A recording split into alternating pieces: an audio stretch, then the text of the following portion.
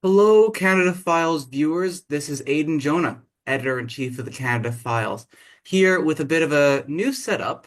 Thought you folks might appreciate this. And I am speaking to a very fascinating guest. I am speaking to Matt Ehret, the editor-in-chief of the Canadian Patriot Review and director at Rising Tide Foundation. So, Mr. Ehret, thanks for speaking to the Canada Files. It's a great pleasure, Aiden. I'm looking forward to our chat. Certainly. So now we're talking in the circumstances with the threats of this annexation being made by Trump, very much an imperialist American president. All right. Now, it's produced a situation where Canadians are starting to realize that we need to turn to the rest of the world. We really need to, we could engage, we could integrate with our neighbors down south if we could, but right now that's a very tough situation for that. So we're looking to the world as Canadians. And so who better to speak to than someone who's done a very long, extensive report on what Canadian future in a multipolar world economically could look like, how things could be tapped for a better development of the economy.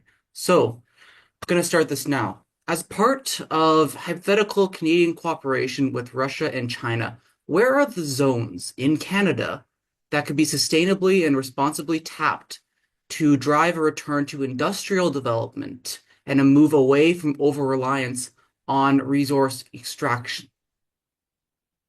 Yeah, that's a perfectly good starting point. The thing that I think people who might want a little bit more than what our conversation is going to go through, I'd recommend that they check out a new report that I'm going to draw from some of the material that I just published in a new report for citizens and policymakers called Canada and the Potential Eurasian Future. Which is called subtitled Blueprint for the 21st Century and Beyond. Now, this was a reiteration of something that I'd originally put out in 2015 called Why Canada Must Join the New Silk Road. So it was updated a few times, but the in my analysis, the point that draws upon an answer most concretely to that question is the Arctic.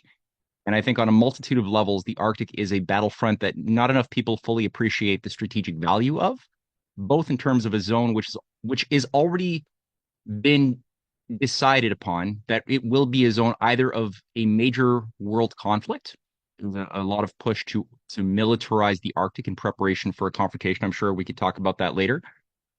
Or it could be a zone of cooperation. And the amount of potentials as far as creating or regaining a sense of genuine, authentic nation building, like not just going into an area of the terrain to extract a mineral or resource to turn it into money, which has been the trend of neoliberalism for under globalization for, I don't know, I could say 50 years, probably a bit more, but the idea which I'm trying to reflect is sort of a modernized version of a pro-industrial, genuine nation-building strategy that we once had more firmly in grasp under the days of people like Clarence Decatur Howe, the Minister of Everything, John Diefenbaker, W.A.C. Bennett. And we have to go back before you and I were even born to sort of get a sense of this paradigm, even though it had its problems.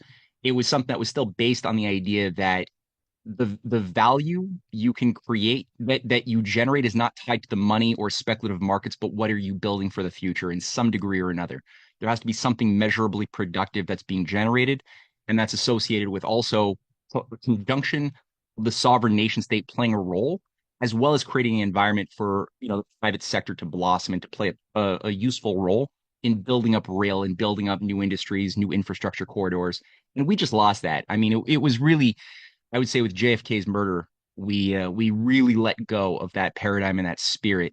So I think when I look at what makes Eurasia viable and why there is such an effort to demonize Russia, especially China, amongst intelligence agencies that control both left and right consumer press agencies, the reason why is because these nations are they've picked up the torch and they're actually generating long-term, large-scale mega projects that both benefit the private sector as well as the individual, as well as the general welfare.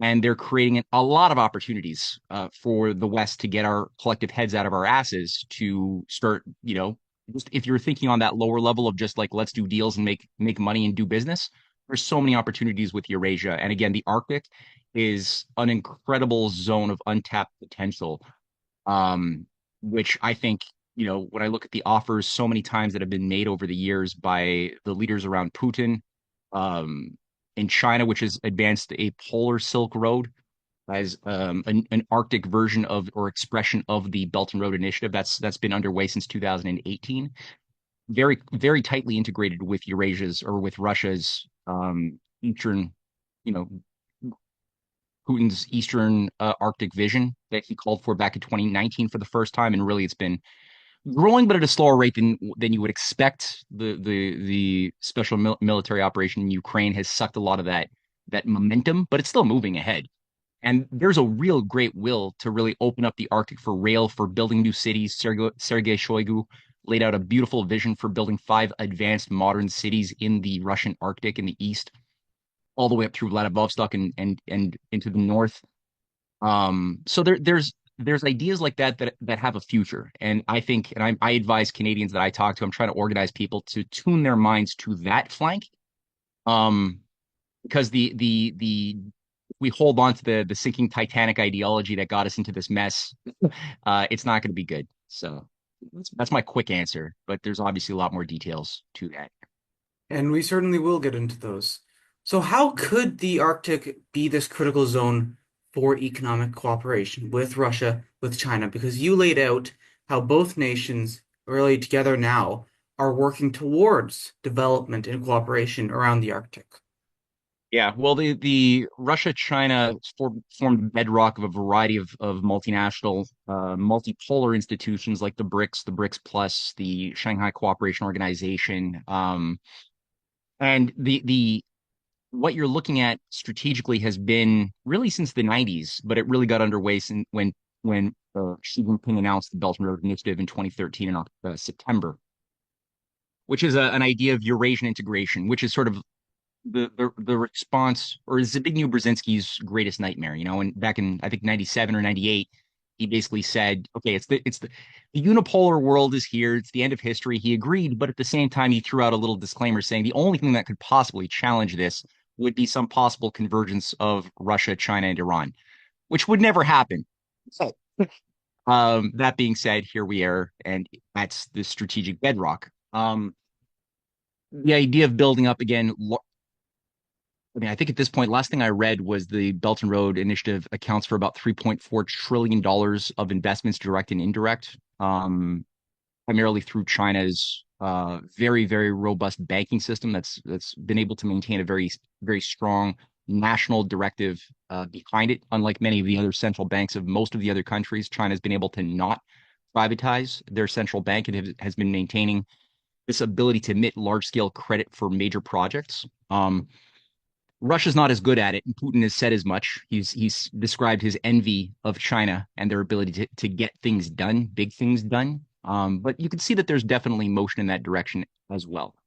Now, Putin has several things on the Arctic front that I think are of great important import for any Westerner who would like to survive the coming storm, which is number one, the international north-south transportation corridor, which is very, very harmonious with the Belt and Road Initiative, which goes from, it's extended back above St. Petersburg up into the Arctic, where they're building up new ports, an expanded Trans-Siberian Railway, all the way down through Iran to major ports in the south of Iran to India. So that's involves something like 12 countries that are part of the corridor.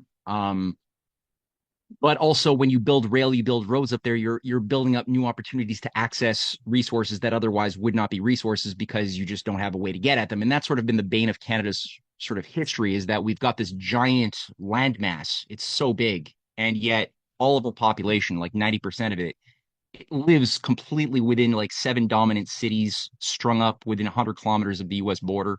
So highly underdeveloped nation. It's wild how underdeveloped it is. Plus, on top of that, there's been a general policy by the British Empire, which has historically utilized Canada within a broader geopolitical great game in various ways over I would say, the last 200 years. to be a disruptive force at times when there was the likelihood of a positive burst of cooperation.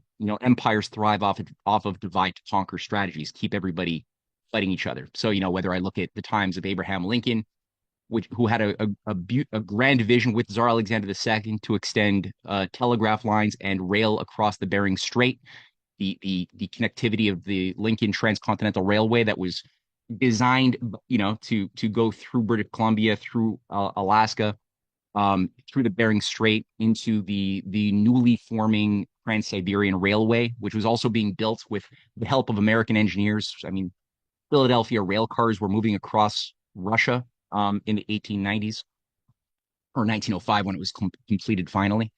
And that was always designed to connect. And many of the leading figures that I outlined, who have been sort of almost written out of history, even in Canada, were champions of this. But many of them were involved. People like William Seward, the Secretary of State under Lincoln, who fought for this. There's many others.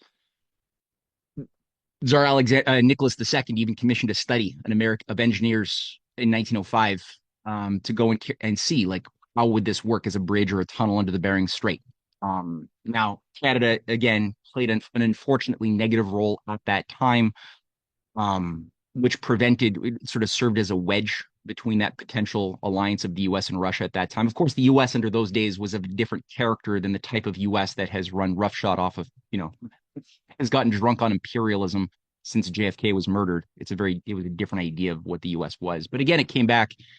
We saw this discussion with Henry Wallace and his Foreign Minister Molotov of Russia in 1942 to 44, where Henry Wallace was the vice president under FDR, and they had a grand vision again to revive this strategy of building the Bering Strait, opening up the Arctic for cooperation between the U.S. and Russia that could also revive the better pro-growth traditions within the within the Canadian population. And that was sabotaged. Again, the Cold War got in the way. A few murders, just like the murders that happened after the Civil War. Same thing sort of happened again. And the empire sort of latched on. And many of Roosevelt's enemies, amongst groups that today we call the deep state, but they were largely tied to Oxford and the London School of Economics Fabian Society that had largely infiltrated the U.S. Um, uh, foreign policy apparatus, which Roosevelt talked about. It dominated after he died in April of 1945 and started really shaping an Anglo-American special relationship under what Churchill called a world order run by British brawn and American brawn and British brains. So, you had this very problematic disruption of, like, once again, of this great potential of opening up the Arctic. Now, we did have a certain spirit of optimism around scientific and technological progress. We had people like William Lyon Mackenzie King, who had some good advisors. People like Odie Skelton, Ernst LaPointe, the Justice Minister, both of whom died mysterious deaths in 1940, which was weird. But then you also had people like C.D. Howe, who was somebody who really believed in getting things done and building large scale things like the Trans-Canadian Highway, and he largely was able to get things done kind of in a similar manner that we see China being able to get it done today, to getting big things done today. Except that was also short lived. And it was done in the context again of the Cold War where everybody's knives ready everybody else's throats. So we didn't really see much as far as cooperation for a long time. And then, there was a little burst of hope that I was surprised by in 2020 in September, when President Trump, in his first term, did announce an executive order that he passed endorsing the Alaska to Alberta Railway, which was a strategy formed by a consortium in Canada of different people who had been involved with rail. And they got the feasibility studies done. It got the endorsement, which would have connected for the first time Canada, up to Alaska. It's never happened. It came close at different times, but it's always been sabotaged. And that would have, again, opened up the door to a broader dialogue around large scale, long term infrastructure development in the Arctic, which would harmonize our paradigm with that which is already active in Eurasia. So I was very much hopeful for that. When Trump came back in for the second time, I was hopeful that that dialogue around reviving the Alaska to Canada or Alaska to Alberta Railway was going to be revived as well. I haven't heard anything yet about that.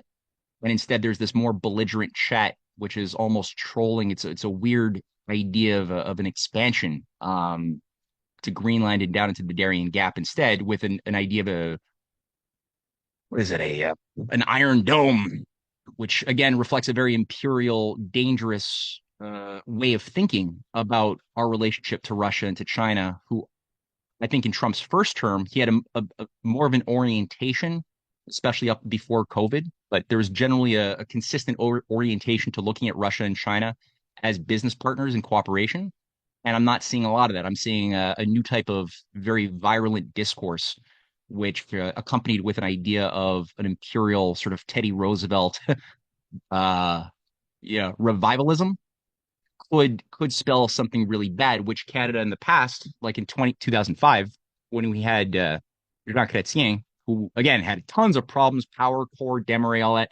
Despite that, he was sort of that um old school politician that wasn't a technocratically ideologically driven person. So he was looking for opportunities to again do business with other countries that we could have otherwise have gone to war with. He resisted things like the bombing or Canada's participation in the bombing of Iraq, or the merger of the Big Five into the Big Three banks, or the Arctic ballistic missile shield, which Dick Cheney had put a lot of pressure onto Canada at that time, which we at that time were smart enough to say no to. Um, Unfortunately, now I'm seeing this Iron Dome discussion that Trump is whether he's paying lip service or whether he's serious is in my mind a very big revival of that anti-Russian war plan, also anti-China war plan, um, which would just be devastating. It would just be terrible. So no, it's going to happen. I mean, my polemic has been just generally for people who don't want to think about the Arctic or just want to leave it alone. It's like it won't be left alone. Like the people who are deciding global policy are not allowing it to be left alone. It's just that it's either going to be based upon a military war footing or it's going to be based upon looking at doing an honest, a real assessment of all of the incredible oil, natural gas. There's tons of resources that could drive as the first step, broader development strategy that could also involve, you know, a rethinking of how we've been treating the natives, the Inuits, who've largely been abused, kept out of any opportunities to develop,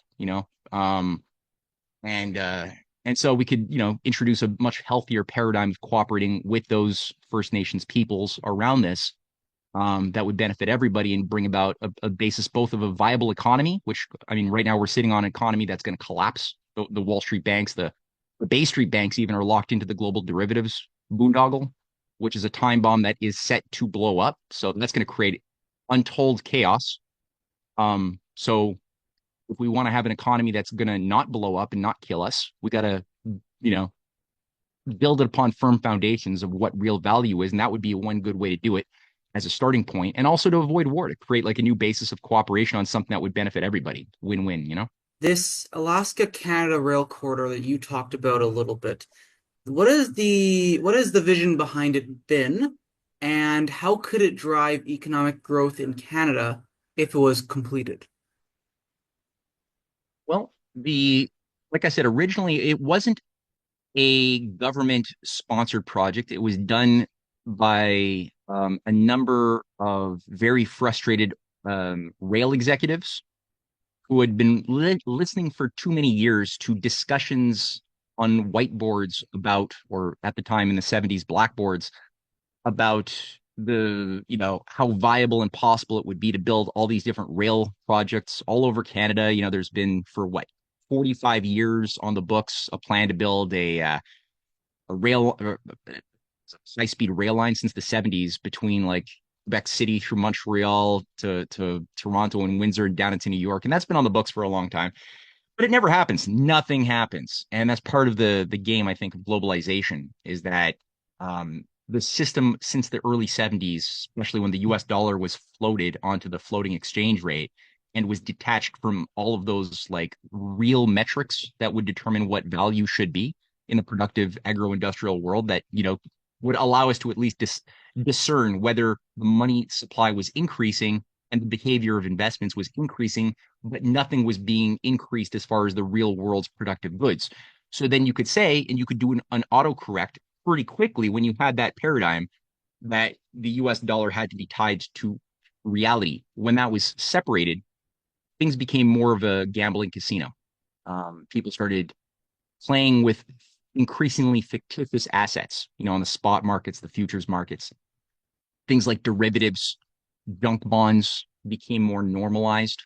So things that you would normally go to jail for in the early 80s, like what Michael Milken went to jail for by playing with junk bonds. That's something that by the time 87, 88 rolled around, that became something normalized under Greenspan. And all of a sudden, what shouldn't have existed as far as just bundling different types of debts and then insuring the debts and then gambling on the price of the insurance of the debts and calling it different names, what Greenspan called creative financial instruments. That became something which grew like a metastasizing cancer from like I think the total I read a report um tracking the growth of derivatives internationally from 1987, which was about $1 trillion max, to 1992, which was about 3 trillion. Significant growth, but still not like crazy. By the time Bill Clinton took down Glass-Steagall, it was up to 77 trillion.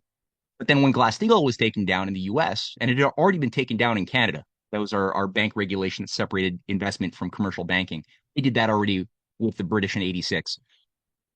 But that was what created what was known as universal banking, too big to fail banks. So that separation of clean banks from speculative banks, that when that broke legally, all of a sudden you had these mergers and acquisitions like we'd never seen, and you had growth of 77 trillion of derivatives in 1999 to becoming $730 trillion by 2008 when the housing market was blowing out. And it was never addressed. It was never dealt with. And as far as I could see, it's probably worse than it was then. Like they never addressed it. So that's the time bomb. That's going to blow. And at the end of the day, if we can get back to a discussion, because we're going to have an emergency conference. Question is it going to be those same arsonists who blew up the system that want to create chaos in order to then introduce a new world order, right? To introduce order out onto the chaos that they themselves have built into the system. That's where the race is in my mind. So as far as Canada, if we could participate, there, as far as I see it, the likelihood of that crisis accelerating and driving Russia, China, India, the various cooperative nations around the multipolar alliance, there's 135 nations already signed on to varying degrees with China's BRI. So a lot of those countries are going to participate in a conference, an emergency conference in some way. I don't know what form it's going to take, but it's probably going to look a lot like what was done after World War II under the Breton Woods Conference, when you had, Franklin Roosevelt's allies, Harry Dexter White and others, battling it out with the British Empire's representatives, like John Maynard Keynes, who had very different visions of what the post-war world was going to be. And at the time, as I mentioned, you still had an anti-imperial tradition that hadn't been smothered in the U.S. at that time yet. So the U.S. was fighting to defend the right of India, of China, of the Chinese delegations, of the Russian delegations that did participate, and South American, to have their own New Deals, their own industrial Renaissance programs that would be given full support by the U.S. at the time. And Britain was the only country that was really fighting to defend the British Empire, the right to keep nations underwater, suffocating, and cash cropping. And that's where John Maynard Keynes came in with his Bancor, his universal unit that everybody would have to acquire in order to do international trade, that would be tied to the Bank of England and the Bank of Settlement, or the Bank of International Settlements, the sort of the central bank of central banks. And that was battled out. And while there was a victory, it was short lived because FDR, again, he died. Harry Dexter White, again, died a very convenient death. And all of those institutions like the IMF, the World Bank, became used as basically new neo-colonial weapons, as they were infiltrated by those who were allied to the British way of running the world, both within the US and abroad, and became used to do the sorts of things that John Perkins talked about in his Confessions of an Economics Hitman. So the idea, what really made that thing, the Bretton Woods idea originally, really viable was the banning of speculation. That was, and it still is. We could see how finance is weaponized, right? Both by getting everyone to have hordes of U.S. dollars, but also once that happens, you can launch currency speculators like George Soros to go and destabilize a country, or any of the vulture capitalist um, uh, companies associated with Wall Street or the City of London. They can just go and destroy Argentina or whatever, or Malaysia. So the Bretton Woods was premised on a fixed exchange rate system. So the relative rates of exchange had a consistency to them that allowed for having a sense of what the long-term value of the US dollar or anybody's currencies would be in 5 or 10 years. And with that, you were able to think in terms of longer waves, longer cycles. You could build larger scale infrastructure. Like look at what JFK initiated as far as building something like 70 hydroelectric dams. They take a long time. Building nuclear power plants takes a long time. But you have to have that type of stability in the system to encourage business people who are not going to want to take undue risk. With the sense also of having the nation state involved in the process to create that climate. And under the fixed exchange rate, where there wasn't unbounded speculation, there was a degree of stability. You had that. You could think long term. Again, even though there was tons of problems with it, I'm not trying to say this was like the utopian thing. But after 1971, it became a consumer society hub of speculation where we were told in Harvard Business School that if you cannot prove that you can get a monetary payback within 3 years, it's not worth doing.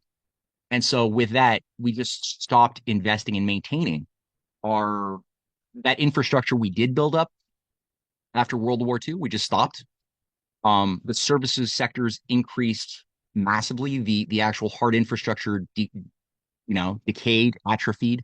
We didn't upgrade as we should have. And so again, back to your original question, these private entrepreneurs who were involved with rail, they had a lot of experience, a lot of engineers they were working with. They got frustrated and they basically said, let's create a business plan. Let's create engineering feasibility studies. And for some reason, I don't know how he got wind of it. He did. The leadership of Alberta in 2020 also endorsed it. And it would have been a good spark plug. And if you looked at the old website, unfortunately, this consortium has since been taken down. I'm hoping they can come back. It was a great website, and it was all vectored upon business strategy towards China. The idea was you can build it and you will garner the investment, knowing that China is creating um, a, a, a growth of demand for products that we could both manufacture and also that are just under our soil. So it was based upon a positive relationship that was not military. It was not aggressive with Eurasia, especially China. It was all over their website. I have a few graphs that I pulled off their website before they took it down.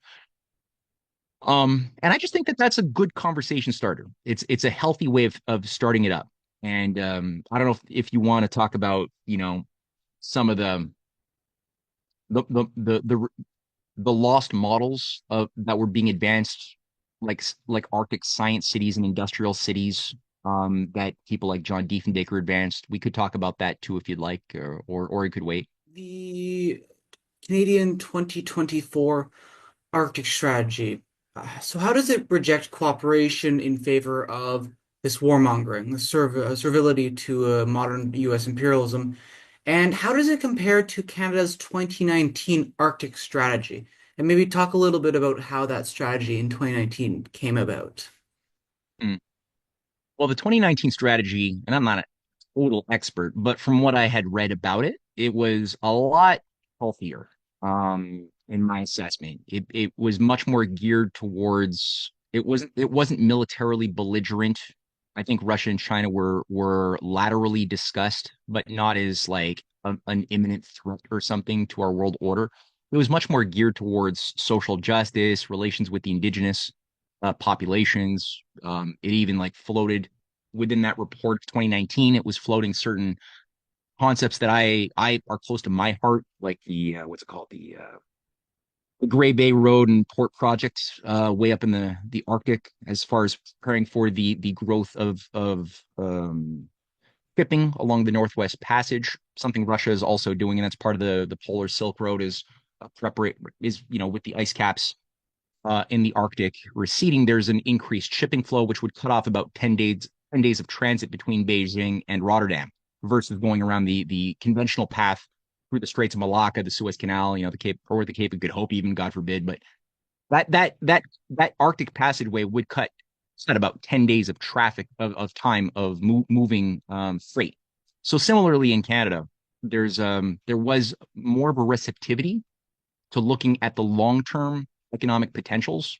And this would be long-term, like building up this project I just mentioned.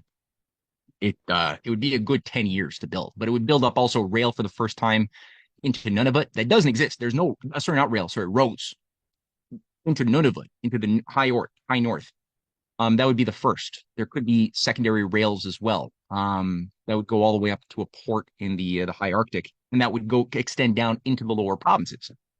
Um, the only people currently fighting for that have been groupings of indigenous lobby groups who want this. It's not like they're happy with um the the quality of life that's been forced upon them in the reserve system all throughout Canada. I mean, it's abysmal, and I would say actually racist what's been done to keep these people in a state where they're told, we'll give you money as long as you stay in a small little area which has no future, no development. And so you can use some money to, maybe buy drugs and maybe have an economy based upon drug smuggling if you're banned along the U.S. Canadian border.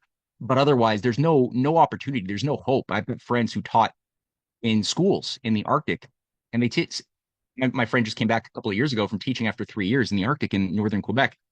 There was like 3 or 4 students that he had who committed suicide. I mean, the suicide levels are wildly bad. Still no fresh water, safe water, drinking water in a large number of these reserves, despite the promises of Justin Trudeau. So I mean, it needs a lot of economic uh, like thinking. We have to think very differently about it. And so in that 2019 paper or report, I did see a lot of that. There's these at least these conversation was happening in a more constructive way, and I favor that.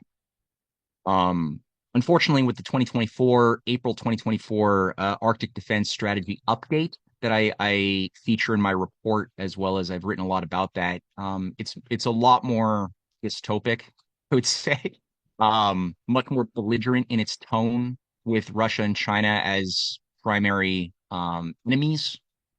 That you could see in the language of the report that we have to prepare for defending ourselves militarily. There's even a discussion about, and I don't know to what degree this has fully been accepted, but in that report, it called for starting with what is it, like a $2 billion long range missile field built up in the Canadian high Arctic. Called for it. It actually did it. That would have been political suicide, for the last 20 years. And now it just went and did it. So that was being published at the same time that Canada first floated its interest that Justin Trudeau, or whatever's controlling Justin Trudeau, I don't think he comes up with any ideas unto himself, but first floated the idea of joining the AUKUS, the Australian, UK, USA nuclear submarine strategy, which also Japan is in discussions to join and integrate into. Again, all of that is based upon an idea of an imminent war with Russia, China, and possibly India, which is where also we've seen, including in the Canadian Defense Report since 2022. And this was begun by the UK, then it was followed up by the USA, and then NATO more broadly, is an Indo-Pacific strategy. So it's no longer the Asia Pacific. They expanded their terminology to embrace also India as a potential enemy of freedom and capitalism. Um, so I think that that's largely also because India has chosen to not abide by the uh, the game plan for depopulation and just submission to a world, some form of technocratic world government. And because of that, there we've seen the reflection of that, both with a more aggressive policy to try to isolate both China and also increasingly militarily India, which the U.S. has ironically, military agreements with still, but also to kick out, to demonize India as a bad boogeyman, even in Canada. And India was not something easy to demonize in Canada for a long time. But there we go. They're burning diplomatic bridges by blaming, Justin Trudeau is blaming Modi for overseeing the murder of Khalistani separatists in British Columbia and expelling diplomats from India from Ottawa. It's absurd. But again, I think it's because these countries don't want to die. They want to create a viable economic architecture and a security architecture, which would be more hospitable to life and to survival, which they also have made the point that we should be joining here in the West. Like we're open to be involved and to cooperate and to reap the benefits of these Belt and Road style projects. So yeah, it's just lack of vision. I don't know if that kind of answers the question about the A2A Oh no, no, railway. no. It's a look. It's okay. But when you mention the point of political suicide, the missiles in the Arctic, I think it leads into, and we're not going to discuss it here because we have so much more to hit on, not another time. But you and I have both focused on these anti-China psyops, the machinations of the intelligence agencies, the Five Eyes, towards China and influencing the opinions of the population in Canada, and that's been a huge. I think that's a huge reason of why that is possible, most certainly. But now let's talk about Russia's attempts to continue seeking economic cooperation with Canada, despite these sanctions since 2014, and for China as well. What cooperation are they wanting to do with Canada if Canada could, get its cap on straight and start working Mm, with the world? yeah, absolutely. Well, Russia, I guess to start with, um, made a collective. I mean, I think the most strategic thing again, I've made reference to this briefly, but the Bering Strait rail tunnel is not a joke for the Russians. It's become a joke for most Canadians, but the Russians are taking that sort of thing very seriously because they're doing that sort of thing. They have active visions that are manifesting into reality, as are the Chinese, that are of large scale value, long term, and the Arctic again being such a high priority is a very real thing. They're looking at that as potential to be actualized. So in 2007, Putin first made the offer in a visit to the United States to build the Bering Strait rail tunnel. Um, he didn't get any traction, but the offer was still put on the table. Reports by think tanks covered his offer. They were circulated in Ottawa as well. Um, this offer was remade again officially by Putin in 2011. This time it was Obama in power. Again, couldn't get traction, but the offer again had a lot more character. Even I Russia even offered to build 64 bill or put in $64 billion towards this 30-year. Because it's estimated that it could be around 30 years to build. It's a long wait. Now it could be done quicker if you really put in like a national crash science program driver behind it. Yeah, you could do it. Probably you could accelerate that timeline. But what they were looking at was a very conservative 30-year estimate. And yeah, I mean, $64 billion to build the tunnel and the core infrastructure around that. Between it's a 100-kilometer gap between Alaska and Russia, with two little islands, the big and little Diomede. That's two-thirds of the overall estimated investment, which is pretty good. So they offered that, and again couldn't get traction. China jumped on board in 2014. Global Times had an official offer, like and that's considered in most analysts understand the Global Times when they put out foreign policy initiatives. That reflects a voice of a leading faction within the Politburo that also said, "Here, let's build the Bering Strait tunnel. It's part of the this idea of extending the Silk Road northward." And Putin again made a similar offer in 2019 or 2018 to again build the Bering Strait. So there's these on the record offers. The ambassador to Canada, the Russian ambassador in 2021, uh, Proskuryakov, I think it's Dmitry, had stated, and I quote, despite political difference between our two countries, I'm quoting him, prospects for Russia-Canadian Arctic cooperation look wide and generally positive. We could only use our possibilities properly. And then he also continued and he said, Being neighbors across the Arctic Ocean, we want to make maximum use of the Arctic potential as a territory of peaceful dialogue and sustainable development, which naturally combines realities and technological solutions of the 21st century with cultural and historical traditions of the indigenous populations. And of course, Russia has their own experience, a much healthier relationship with the Inuit and the natives of the Russian high Arctic, which have far fewer problems when you just look at any of the statistics as far as drug abuse, suicide, all of that stuff. Similar culture, right? Igloos, similar cultural dynamics, environmental dynamics, but yet much healthier outcome, much more involved and incorporated in the process of co-building with the state over many generations. Whereas in Canada, no such um, healthy dynamic seems to have ever been found. Either we've had the one extreme of assimilate and crush native culture, or weaponize the natives and use them as geopolitical tools on a chessboard. But we've never actually been able to strike the balance of just human relations of cooperation in a serious way. So that quote was from a 2021 speech by the Russian ambassador or consul general to Canada, and it reflects a lot. I think a general paradigm where Russia doesn't want to have war with us. They want to see partner in development. Now, on the China front, Canada had a good start in some ways. We joined the AIIB, the Asia Infrastructure Investment Bank, back in I think we 2014. I want to say we joined it. Maybe it was 2015. But again, the AIIB, as it's called, is largely staffed with ideological Western technocrats who have not permitted it to do much of relevance. So it's not become the instrument that it was designed to be as far as a real large scale credit emitter for international large scale works. That was its mandate, as was the new development bank created in Brazil that same year. Neither one of those two institutions have been permitted to really blossom and act the way they could.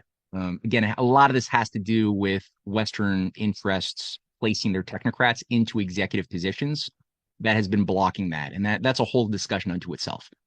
But all that to say, at least the spirit of joining it, even if it meant trying to influence the the Asia Infrastructure Investment Bank towards a more imperial orientation, it was still a something to work with, I guess. And you had in what was it, 2017 or yeah, 2017 or 2018, Ambassador Liu Shaye, the Chinese ambassador to Ottawa, he um he made it very explicit. He said Canada should just join. I even have a quote here that I just pulled up while you were talking, where Liu Shaye stated, and I quote, okay, May 2017. He said that Canada would absolutely be an important participant, contributor, and beneficiary of the Belt and Road construction. Canada has already joined the AIIB, which makes for good conditions for Canada to participate in the Belt and Road infrastructure construction. It is hoped that Canada could enhance policy coordination with Belt and Road countries and seek specific areas and projects that it can take part in as soon as possible so as to gain early achievements through early participation. And then he references something that I was going to reference, but he references it. So I'll just continue reading. He says the government of British Columbia signed the Belt and Road cooperation documents with China's Guangdong provincial government last year. That was 2016. We hope that the two local governments will take quick actions and actively participate in construction. China is also willing to cooperate with Canada to jointly explore the third party markets under the Belt and Road Initiative. The initiative responds to the trend of the times, conforms to the law of development, and meets the people's interests. It surely has broad prospects. I hope Canada will not miss an important opportunity to cooperate. So that again was the official voice of the Chinese government into Canada, really expressing hope to build on this. Now this BC BRI treaty with Guangdong province is interesting because this is 2016.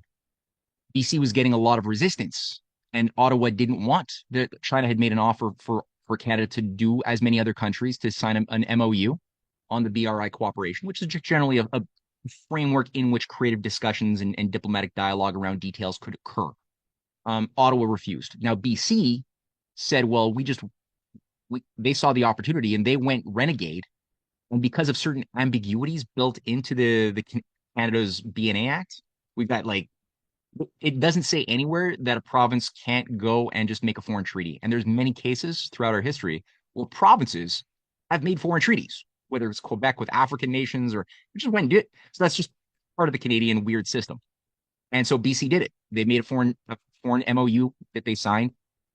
Fortunately, it ultimately didn't go anywhere, but still, it was a demonstration of possibilities. If you got a province that wants to do something and Ottawa is resisting, they can still do it.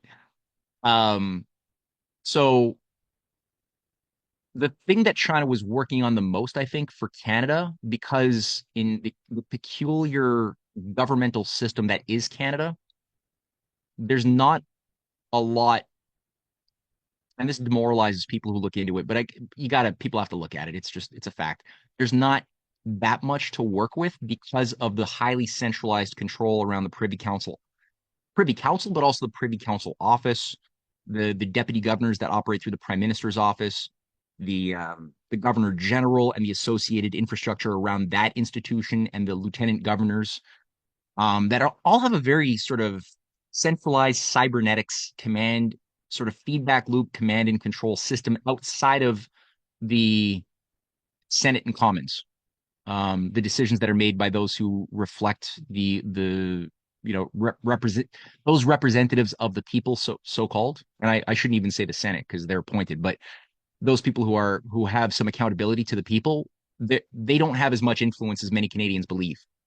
And so with the big decisions, those that really disrupt global geostrategic policies, you will have the Privy Council intervene. And this is what we saw in the case when China was trying to bypass the governmental institutions to create synergy with powerful interests within Canada that could work on BRI projects internationally. And you had things like Acon, Acon Inc., was I think the third or fourth biggest construction company in Canada. They can do everything. They can build nuclear reactors. They can decommission them. They can do tunneling. They can do bridge building, hydroelectrics. They can do everything. One of these is a very, very useful company and with a lot of good engineers. And anyway, they weren't doing anything. Canada has no vision, right? So their shareholders were getting very frustrated, and China made an offer to buy them, which would have made them, you know, owned by the Chinese construction. I forgot the name, one of the biggest Chinese construction companies. And the shareholders democratically voted, unanimously said yes, because that way that would put Acon Inc. onto a position where it could all of a sudden participate in international development projects and possibly use its clout to start getting some traction, even on building infrastructure in Canada too, which China desperately wants us to get back on track with that. So at the last minute, right before the deal was consolidated, the Privy Council steps in with CSIS and vetoes the sale as a breach to national security, cancels the sale, and Acon Inc. is left sort of flailing in the wind with no vision. We also had certain things with SNC-Lavalin back in 2016, 17, 18, even earlier, which involved a lot of cooperation on BRI projects internationally. And unfortunately, there aren't too many major firms like that that have the capability to compete and to participate in the types of BRI projects that are being built by China. But those are the few that we do have.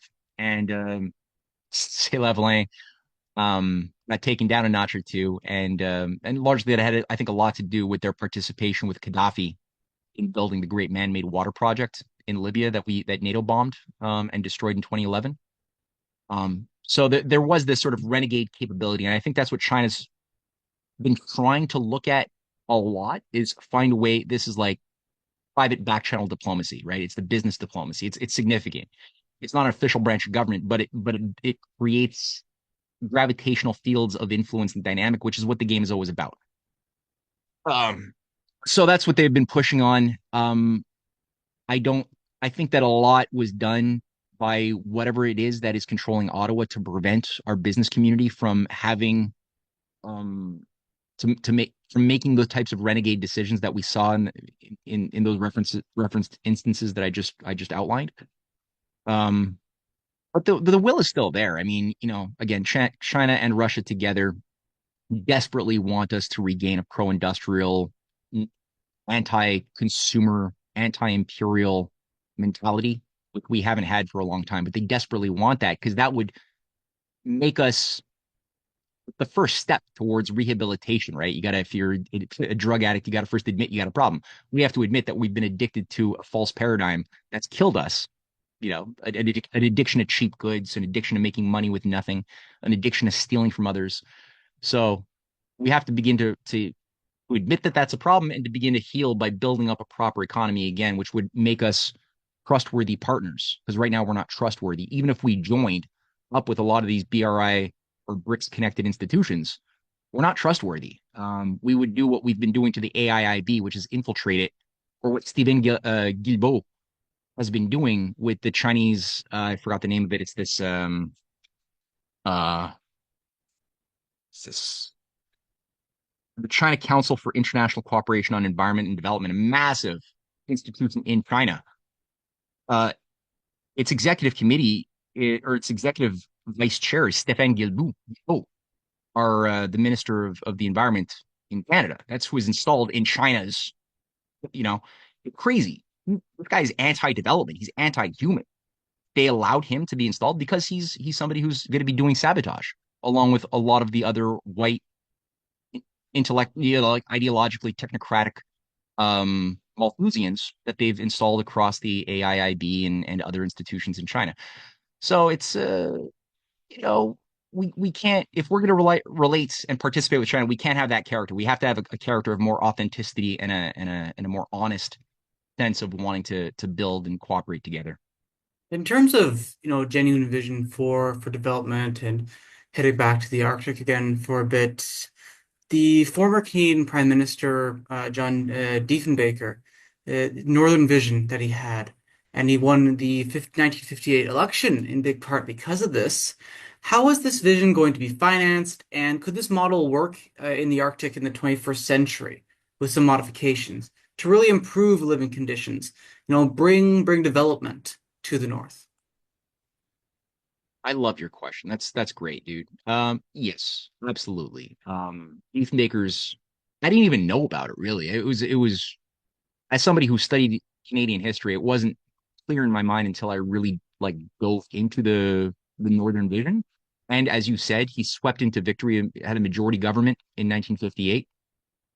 And he really inspired. He spoke to um, a deep something special within the Canadian zeitgeist that yearns for a purpose that is grand. He knew that we needed a vision, and without a vision, the people perish. And that's an old homage, or an old adage, but it's been a truism since the times that it was written back in the Bible.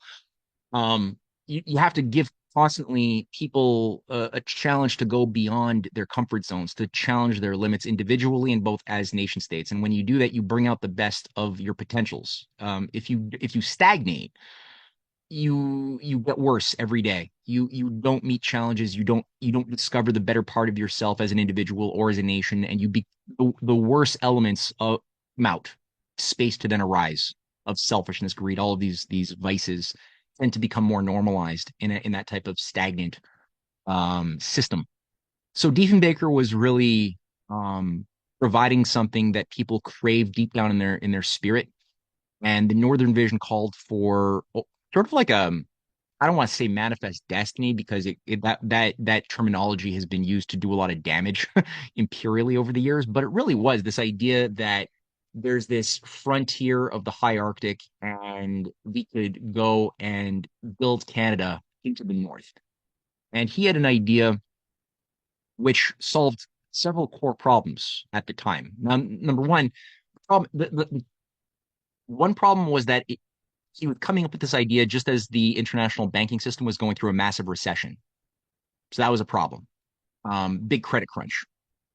Number two, the problem also of uh, abuses against the native populations, the indigenous populations of Canada. You had between 1953 and 1958 the RCMP was assigned to oversee what's known as the High Arctic Reallocation Program of just extracting. You look into that, I can see from your face. It's disgusting, right? Like we were extracting human beings who've been living for several generations in cities in the south of Canada, and just saying, telling them like racist zookeepers that no, your nature is to be in the high Arctic and seal hunt and stuff. And these are people who are like, what? And they were given a bunch of lies and stories about how the government was going to provide a really great future for them, and they got on helicopters and were dropped in the middle of nowhere, um, used as basically geopolitical human flagpoles as part of a gambit at the time for Canada to justify why big chunks of territory in the Arctic should be Canadian, because the idea was, well, if nobody's living there, Canada didn't have as much of a claim to saying that it's Canadian. So they're like, let's put people there. And also you had I mean, there were deaths. People who didn't know how to live in that type of very hostile environment.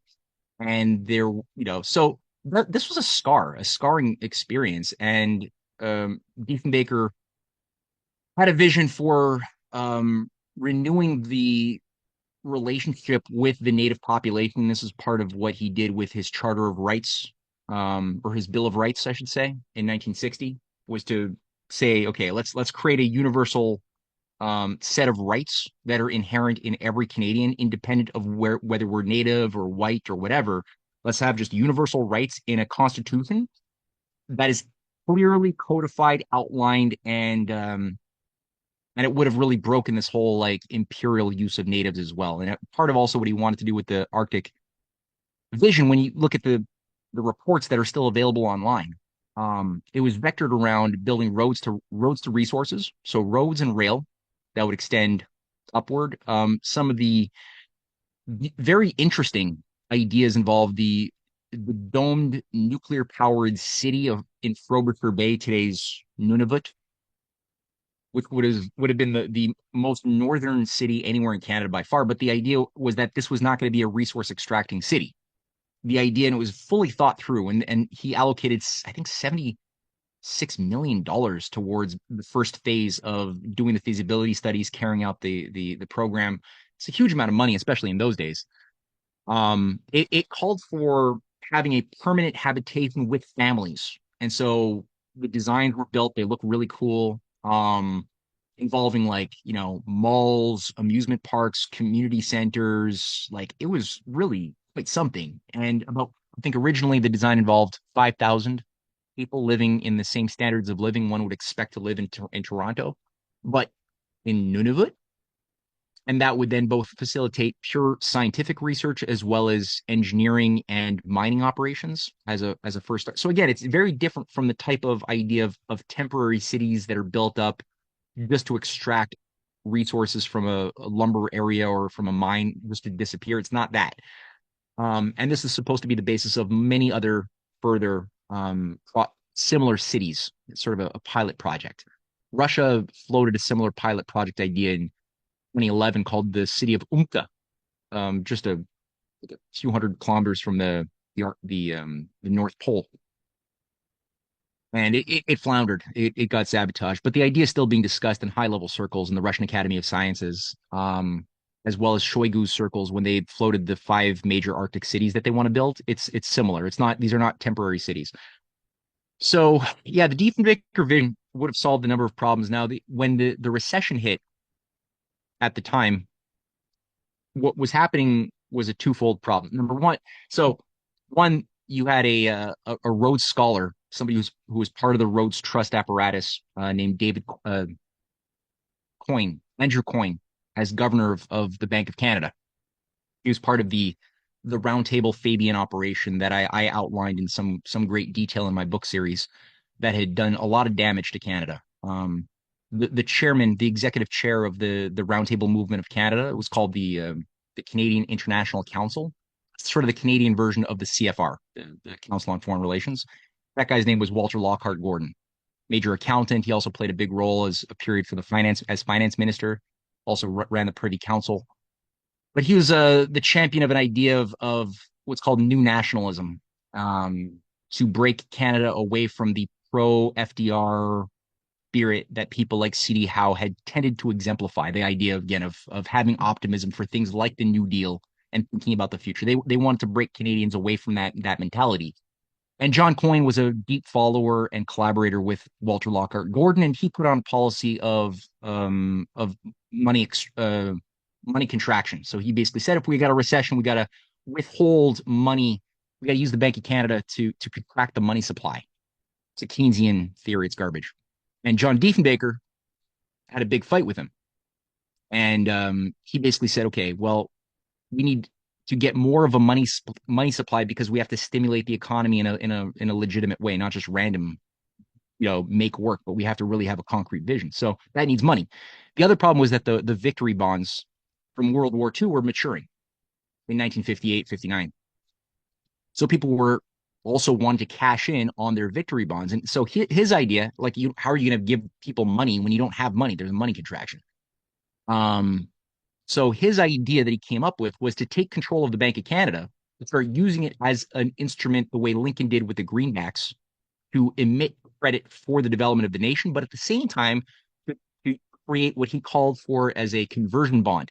So to take people's maturing victory bonds that they all invested in to win World War II, and instead of paying it with cash, convert it into an Arctic development bond with a new rate of interest and a new, 5 or 10 year growth, maturation that would then provide liquid capital for the type of investments to start up the Arctic vision. It was a glorious idea that would have worked if he didn't have so many saboteurs. Again, as I outlined, mostly Rhodes Scholars, even within his own cabinet, like Davy Fulton, who was his justice minister and operated with a Rhodes Scholars that also were tied to operations in Quebec and BC, doing a very similar thing. And that's part of our deep state sickness. JFK had his own deep state to deal with at that time. Also, ironically, being run by Rhodes Scholars like Dean Rusk and George McGee, who were overseeing turning the U.S. into an empire and getting sucked into the Vietnam War. So and they were interfacing always through the Council on Foreign Relations with their Canadian branch, and both Canadian and American were being directed, as I outlined in so many of my writings, by the Royal Institute for International Affairs, sort of the mothership of these major think tanks in London. And that's sort of the key controlling hand of the Roundtable movement internationally is the Royal Institute, or sometimes it's called Chatham House.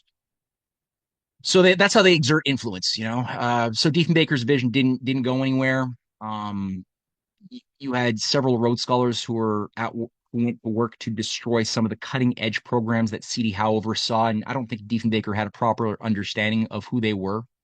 That canceled the Avro Arrow, that chopped up into scrap metal, all like 9 prototypes that we had already built that were flying. That's the first hypersonic jet. They not only canceled it, but then they chopped it up into scrap metal to make sure that type of cutting edge science was going to be buried to keep society stuck in a system of controlled technologies that are already monopolized, that are part of a system of empire. Same thing with what C.D. Howe had been doing with nuclear. They largely made sure that his vision for broader Canadian nuclear renaissance was not going to happen. So they did the same thing to Diefenbaker. And he had a lot more, many more blind spots than JFK did. JFK, I think, was wiser. He had better advisors. He had like Eisenhower, he had MacArthur, he had Eleanor Roosevelt, he had many others, uh, all of the old guard who understood the Vipers to advise him. And he still died the same year that Diefenbaker got ousted. And it was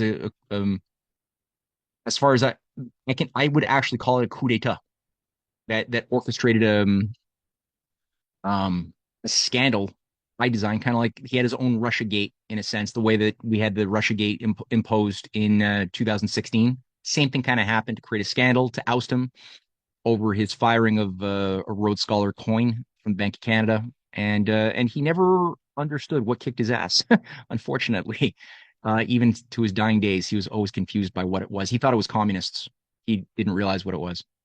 So you raise an interesting point, which no, the narrative around Diefenbaker being ousted is that it was like a JFK led thing. But the way you talk about it makes you sound like you believe it's more of the Rhodes Scholars, more of the animus of, say, United Kingdom that engineered his ouster. Is that fair to say? That would be totally fair to say. I go through it in Untold History of Canada, Volume 3, Canada's Struggle for Progress. And I've got several chapters in there on that story. But yeah, JFK's enemies and Diefenbaker's enemies were the same thing. And but the tragedy is Diefenbaker hated JFK and JFK hated Diefenbaker. It's tragic because Diefenbaker was an unrepentant, you know, monarchist who took pride in the fact that the queen herself had called him every week to give him briefings. And he took great pride in that, never realizing how the Privy Council that he was so honored to be a part of was actually working against his own better interests and the interests of Canadians. JFK was a Republican. He didn't have any respect for monarchical systems at all. So they couldn't get along at all, unfortunately, because they both loved progress and they both hated empire. Diefenbaker, I think his problem was he just like so many Canadians of that generation, they read the Rudyard Kipling, they read the romantic British historians. The Brits like to self flatter their empire, and those are the approved historians who create narratives that really paint the empire in the most flattering way are the ones that are going to be published a lot and get played into school textbooks and across Canadian and Europe and British and Australian cities. So Diefenbaker, he read the propaganda and he just believed it. And he was like, oh, yes, Britain spreads Christian civilization and progress. Let's have more empire in that sense. But he hated what empire was actually doing, which was preventing progress. It was preventing nations from being able to stand on their own 2 feet. He didn't understand that evil aspect of the empire. So he was naive, and his naivete resulted in him taking advice in a lot of really, really bad actors that were participating in murdering JFK. So yeah, it wasn't JFK. I think that certain narratives have been created for Canadians to sort of paint JFK as a bully or but I just don't see that holding up to the facts. All right, so now let's shift back to the very much to the domestic front. W.A.C. Bennett, who is he, and what was his vision to drive industrial development in the province of British Columbia? And, how far did he get? Why was his vision eventually sidelined? Hmm. Your questions are fantastic. So W.A.C. Bennett was the premier of BC for about 20 years, from 1952 to 72, and he ran as the head of the Social Credit Party. Now, Bennett is not given a lot of respect, like so many of these people. Like he's called Wacky Bennett. Most Canadians who do know of him think of him as the name. Oh, they're like, oh yeah, Wacky Bennett, because his ideas were so wacky. And it's like, yeah, but if you look at what his ideas were, is William Cecil Bennett is his actual name. Um, he probably did the most of any premier that I can find as far as developing large scale, uh, serious nation building in his time running BC. And you know, there's so much that he did, and he did it always with a fight. He wrote about the saboteurs within his own government, within Ottawa, that were always preventing a lot of these big ideas from manifesting. But when he came in, BC was in shambles. It was just after World War II. Um, you had things like Power Corp of BC, Power Corporation BC, which was a private. Most of the electrical systems were that did exist were privatized, and they were doing things for profit, extracting the maximum amount of money from people, and thus depriving people of the ability to actually, or the province as a whole couldn't really grow. Industry couldn't thrive because it was just usurious and it was very exploitative, and they weren't cooperating. He brought in a team, his brain trust of people who were pro-industrial, just generally like entrepreneurs, hardware. He himself ran a hardware store. That's how he learned politics. He ran a hardware store, and he's like he kind of was a practical guy. He wasn't ideological. He wasn't into social credit ideology. He was just like that was a conduit for him to get things done. So he used that as a political party. But then once he got power, it wasn't like he was just looking at, well, okay, well, what are the potentials in terms of hydro, water potentials? What are the resource potentials of BC? Let's do an assessment. And he fought for years to build rail. You had back then these things that were regularly happening every year called the ABCY conferences, the Alberta, BC, Yukon conferences. You also had the inter provincial conferences happening quite regularly. They don't these things don't happen anymore. But that was a big part of the way things got done. Because provinces have a lot of control. According to our BNA Act, which is still active, um, provinces have immense control over the destiny of the resources within the province. And I already referred they could make a foreign treaty for Christ's sakes, like it's huge. No, most governments you can't do that. Um, so a lot of the rivers though go across provinces, so you need collaboration. A lot of things that you want to do might involve cooperation between two or three provinces or territories. So what he did also with the various governors of Alaska was he put forth strategies to connect rail to build rail northward, which he did all the way up to Dease Lake, which today it basically got sabotaged when he got ousted, and his vision to connect DC into Alaska um, as the driving force of a much broader development strategy it went nowhere, and it got sold for like $1 as a joke somewhere. It's called the Rail to Nowhere, but it was like part of a process that we halted. He also had a program for building up the Peace River in the north of BC.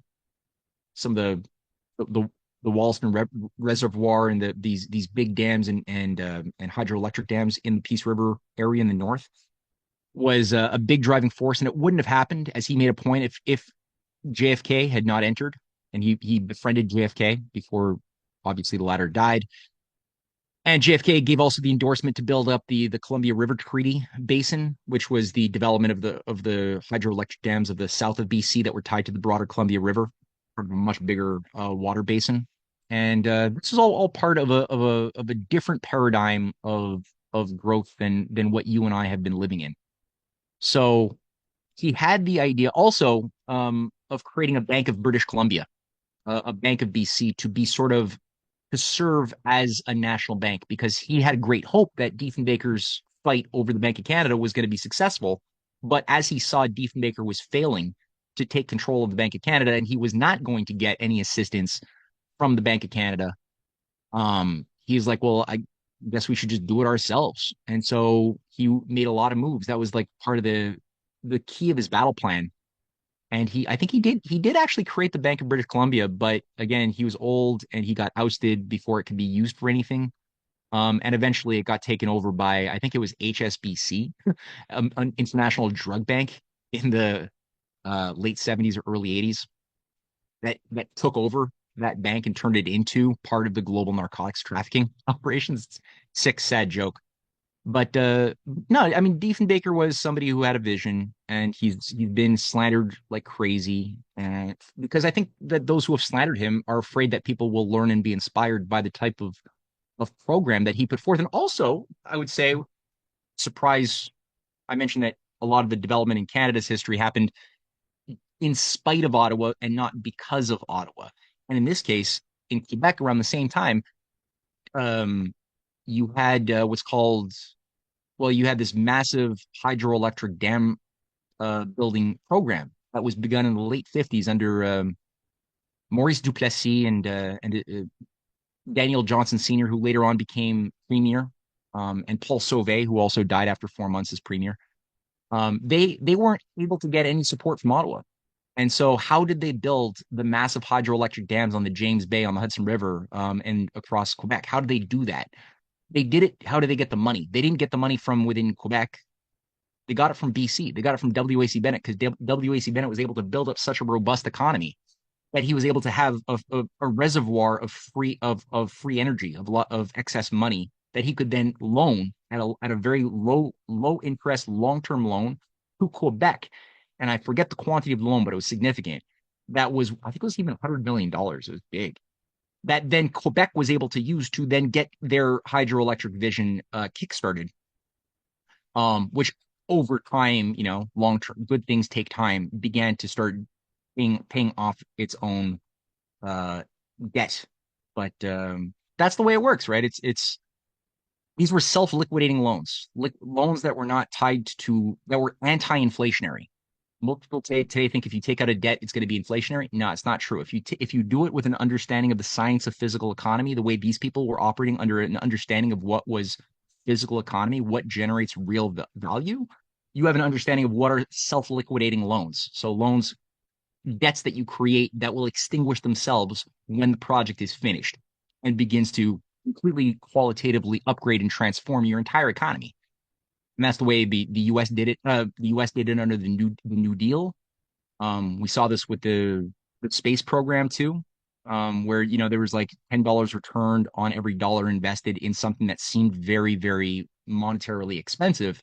But the amount of discoveries you make along the way by giving people a concrete vision that's long term is they have to do the impossible, and they're going to make all sorts of unexpected discoveries that only humans can make along the way that apply to you know medical, EKG technology, microwaves, satellites, different types of mineral processing and smelting technologies. Like all sorts of things are discovered along the way, big and small, that are again mathematically unpredictable. Like you could never have predicted that those discoveries were going to happen, but though they were unpredictable, they were lawful. And they completely transformed the topography of your entire economy and culture at the same time, because you're making new discoveries, rendering old theories about things obsolete, right? So when you do that, you break free of the limits to growth. All of the Malthusian formulas that try to justify why we have to adapt to scarcity, they all become irrelevant when we introduce something new. Those who had capitalized on and monopolized the old knowledge, the old resource bases, they all of a sudden lose their power over influencing systems. And that's where I think, again, Diefenbaker, Bennett, Kennedy, Daniel Johnson Sr., Gall, they were all they all had that paradigm, that understanding that that's how you do things as a human species, and that's how you achieve any type of durable cooperation with your neighbors is through that type of process. It's not through power politics, projection, or whatever. It's through the other way of thinking. And you and I, like we and a lot of our viewers, just haven't had any experiences that in our living lifetime. So it's hard to wrap the mind around how that's possible. But that's why it's helpful to look at China today, or its allies, because that's like a living example of something we used to kind of do. Actually, speaking of China, I'll quickly mention when you mentioned W.A.C. Bennett and the comments that were made towards him around railways to nowhere, that reminds me a lot of comments that were made around China and its building of these subway systems, right, for cities that they hadn't really developed yet. And then 5, 6, 7 years later, it's wow, look at these rail, look at the subway, look at the rail. Again, those phrases just kind of like it clicked. It reminded me of the rhetoric, how little it might have changed around the history of BC because I was reading the report and some other stuff and I found it very interesting. How did the territory making up now the province of British Columbia nearly come into US hands in the 1860s? So how and why did this end up getting blocked? And how much did this situation actually drive the creation of Canada? Yeah, I think that that's one of the most important pivots to our entire history. The pivot around the battle for BC in the wake of the Civil War is so big, and that for me was some of the biggest mind-blowing discoveries that I made in my research over a decade ago. Was looking at like what was up with, like, the first anomaly I encountered was BC. Canada in the 1860s is a very different thing than the Canada today. Um, and you could look at any map from that time, and you'll find that Canada was mostly, like um, four little British colonies on the East Coast, and then you had British Columbia as a thing sort of separated from like 2,000 kilometers or more of territory, and then like two-thirds or so of the landmass is Hudson Bay territory. It's privately owned Rupert's Land, Hudson Bay land, which is sort of a subsidiary. You could think of it as a subsidiary of the British East India Company, and that was there for 200 years. That was Canada. It's weird. So one of the I'm trying to think of an efficient. Because I know I've been delivering these very long contextual responses, which may not be this question you're asking calls for a lot of context, so I don't want to go into too many rabbit holes. But what I'll say is that there was a major fight over keeping Canada British, um, especially when it was becoming clear in like 1864 that the Union was not going to disintegrate as certain grand strategists had hoped, like Lord Palmerston, the British Prime Minister, or Lord Cecil Glasgow, Lord Cecil Glasgow, anyway, or Lord Glasgow Cecil, that's his name. Yeah, these British names. Who were coming out very much in favor of supporting the Confederate South secessionists in the idea of creating a slave power that would have a new confederation of the South that would have a special relationship with Britain. Britain, of course, economically had a massive amount of influence over the Confederate South, the Virginia slave power. They bought 80% of the cotton from the slave plantations. 80% was bought by the British Empire. So they had a big interest in keeping that going. And you had groupings that had formerly run things like the Hartford Convention in 1814 to basically undo the Constitution, to break away and join British Canadian operations or British Canadian territories, and to create a Confederacy of the North with a special relationship to Britain. So this is what people like William Lloyd Garrison, for example, was a big promoter of.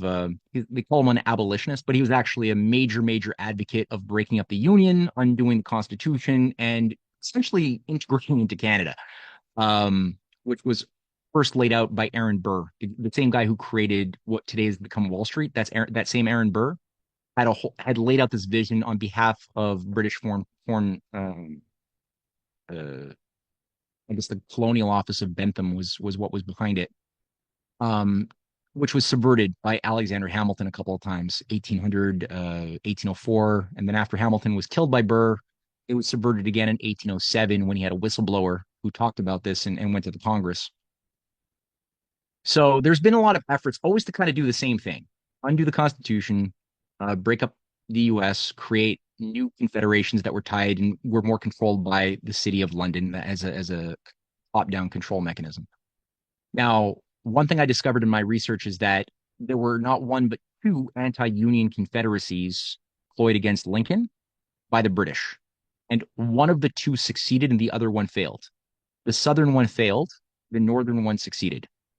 The Northern Confederacy operation was the B&A Act, which was originally put together and was drafted in 1864, and it was only signed into law in 1867, 2 days after Russia had sold Alaska to the USA. I would add, and that's not a coincidence. And coming out of the Civil War, there was a lot of pro-Lincoln nation builders in Canada. One figure who plays a big role in my research is Isaac Buchanan, a Scottish Canadian industrialist who was a major controller of the then Liberal Party, an enemy of Johnny MacDonald, and he fought very hard to keep Canada neutral, because at the time Britain was threatening to use their operations in Canada to invade the Union from the north. I think we had like 10 or 15,000 British troops stationed, ready to receive orders to attack Lincoln. Buchanan made speeches on record and that were successful at keeping Canada neutral. Um, John Wilkes Booth was sent to Canada to receive pay, instructions. Confederate operations, intelligence operations were headquartered in the St. Lawrence Hall in Montreal and in Toronto and in Kingston that were running terrorist maneuvers like the Albany raids down into the north, into the south from Montreal. So it was an intelligence hub. It was really bad, and so Buchanan was a major player, and he was an advocate of the weakening British Empire. At the time, Britain had expended a lot of its efforts to destabilize the world. India, the Chinese Opium Wars, the Crimean War that Britain organized to destroy Russia. Like, Britain had stretched itself very thin, and people were beginning to wake up to the nature of the beast much more broadly. And Buchanan put forth an idea of Canada becoming an independent republic. Now, certain people like George Brown, as well as MacDonald, despised that because they were both loyal to the system of hereditary power was the British Empire, and they worked to subvert him. Finally, they did oust him. George Brown led the charge in ousting Buchanan and essentially took charge of the things that he had formerly been leading. He was at the time the head of the Globe newspaper, what became the Globe and Mail, one of our fathers of Confederation. And increasingly, the pro-Lincoln figures in Canada were ousted from the federal positions, but you still had certain players in British Columbia who did want to either they wanted an economy basically. They weren't Republican per se, but they just wanted a future. Now the problem with BC was that it was separated by this vast territory of the Hudson Bay land, private land, couldn't be developed, and their economy was crap. They'd just gone through a bubble that popped. There was a gold rush, so you had ghost towns. People's lives were ruined. Um, the British Empire exerted no influence over the economy of the British Columbians. And so there was a lot, the only relationships that they had was with people living in San Francisco and Oregon. So there was increasingly out of desperation and also a sense of optimism for the future, an idea that, okay, we should join the US. And Lincoln had a whole vision to extend the Transcontinental Railway that was being built. It was finally finished in 1869 to extend it northward through British Columbia. So you had in 1869, you had Governor Frederick Seymour, who was a pro-Lincoln governor of British Columbia, who was very supportive of the annexation movement of BC merchants, had almost unanimous support, and the prospect again of building rail and joining the U.S. at the time, I think was legitimate. Because again, when people ask me like, "Are you for Canada joining the U.S. or not?" I'm like, I don't have a binary answer. It's all contingent on does the U.S. does the U.S. have um, an obedience to natural law, or is it an empire? Is it acting like an empire? Because under those times when Lincoln or I could say Garfield or JFK were in play, they were forcing a constitutional natural law system in place that would have made it legitimate for Canada. Like I'm like Canada should have probably been the 14th state, maybe not the 51st, but when Benjamin Franklin was up here in Montreal organizing for Canada to become the 14th colony to say we're going to sign the Declaration of Independence together, that was much more legitimate. Obviously, it didn't work out, but you know, there's I think something similar happened under the time just in the wake of Lincoln's murder. But despite the annexation petitions, but despite the efforts, you even had Senator Charles Sumner, and William Seward, the Secretary of State, who also survived an assassination the night that Lincoln was killed. He got stabbed like 20 times, but he survived. But he oversaw a massive grand strategy with his allies in Russia. Russia, by the way, saved America during the Civil War, and there was an understanding Russia and the U.S. had a common destiny and a common enemy in the form of the British Empire, and that's something most Americans don't even know that Russia sent their battleships to New York and San Francisco to a huge deal, right? And it plays into the story because those same allies who brokered that deal were the same ones who then brokered like Ambassador Stokel, Grand Duke Constantine, were big admirers of Lincoln, as was Alexander II, who signed off on selling Russian Alaska to the Americans, which made it very clear. And you could read the writings of Sir John A. Macdonald, of George Brown, of Sir George Tatsier, of Alexander Galt. Their writings, they talk about it. And I quote them extensively, where they're all aware that if they don't gain control of British Columbia, that the Americans are going to go there and build rail. They know that. And Lincoln gave a speech, his State of the Union, right before he died, calling just for this thing. Now, so there's a race over this real estate. Canada became a hot real estate. And oh yeah, so Sir John A. Macdonald said in 1865 that I would be quite willing personally to leave the whole country a wilderness for the next half century, but I fear if Englishmen do not go there, the Yankees will. Um, so it just shows you like what a lack of vision, like what a utilitarian geopolitical intention behind doing something that should be really you should take pride in the idea of like building the Canadian Transcontinental Railway should be a point of accomplishment that you can be happy about. But it's like he doesn't even want it, but he just knows that it's politically expedient to do it because otherwise the British Empire will lose its influence over North America. And he even said, this guy who's like the George Washington of Canada, that's how he sold us. He even said, a Britisher I was born and a Britisher I will die. He never identified as Canada, as a Canadian, I should say. He's always loyal to that other thing across the ocean. And he was an Aryan racist. Um, like he was openly calling for creating laws that would that would define Canada as purely Aryan. So he's actually bringing in a Teutonic Aryan language into saying what would be Canadian and who would get rights. Um, Now people say, "Oh, but forgive him. That was the times he lived in. You cannot hold him accountable for that." And it's like, actually, he was the only member of parliament to make that position at that time. So no, I don't forgive him. Now that being said, there's this big fight. Now Frederick Seymour gets sent on a weird diplomatic mission to try to find peace between two disputing native bands in the Arctic or in the north of BC. He comes back dead.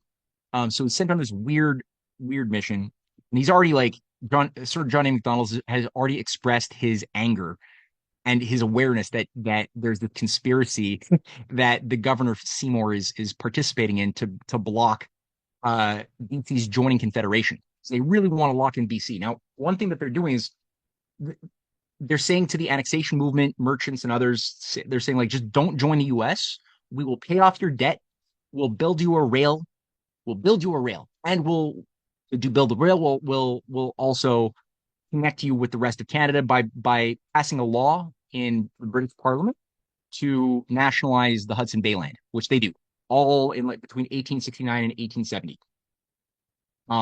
And the only thing standing in the way at that point is Seymour again. So they send Seymour up north, comes back dead, and Cosimo de More, an asset, a tool of McDonald is installed in his place and steamrolls, drives the joining of BC into the Confederation. So that sort of breaks up the potential alliance of the US and Russia over Arctic cooperation in a big way. And it sort of, I think, solidified Canada's character as a wedge, a geopolitical wedge between this Arctic friendship, this brotherhood, which again came back, as I mentioned, with Nicholas II, who commissioned teams of rail engineers to go up and do feasibility studies from the United States. It came back again with FDR and Stalin, who had made a lot of arrangements towards cooperation on the Arctic and especially the Bering Strait.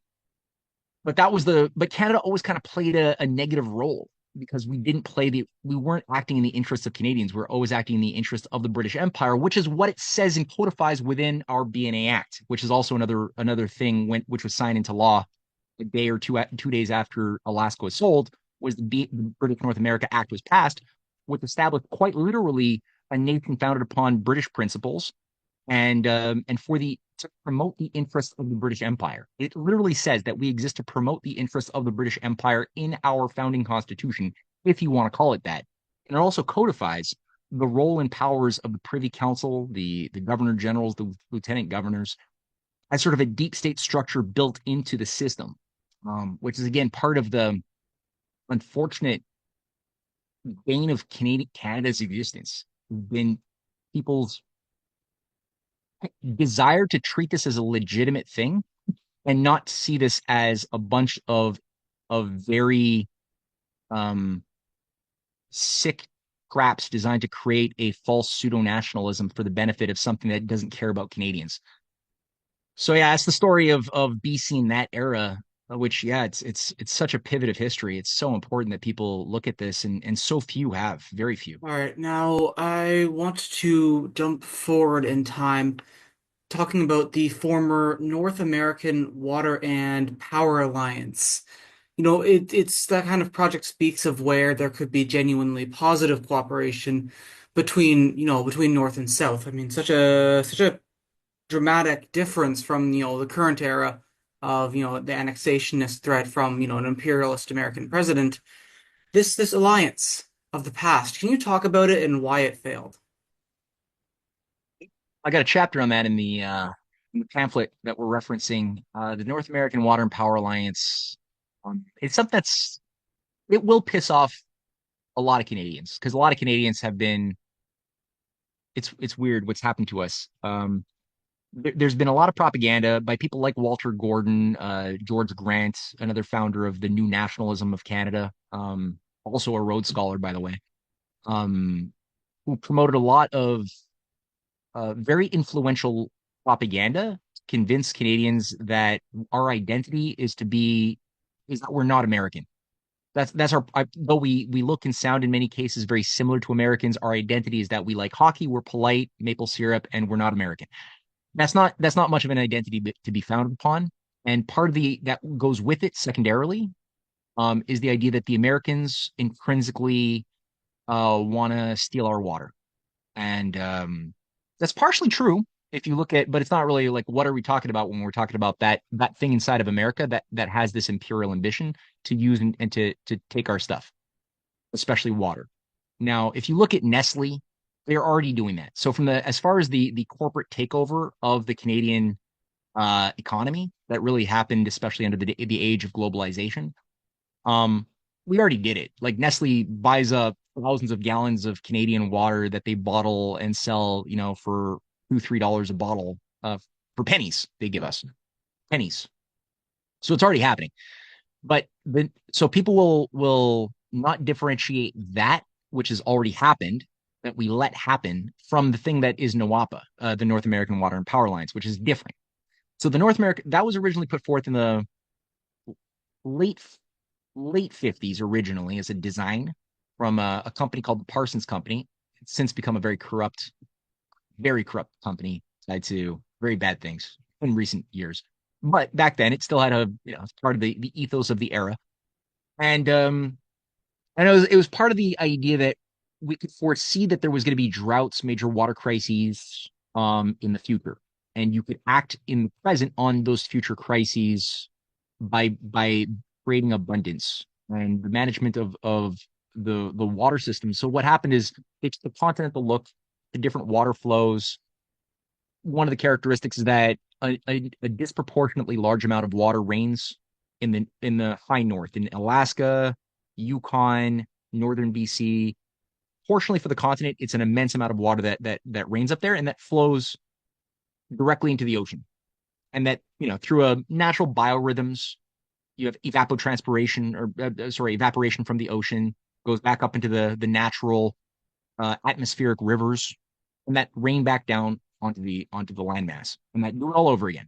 Now they don't participate really in life, doesn't participate in the economy or biospheric activity.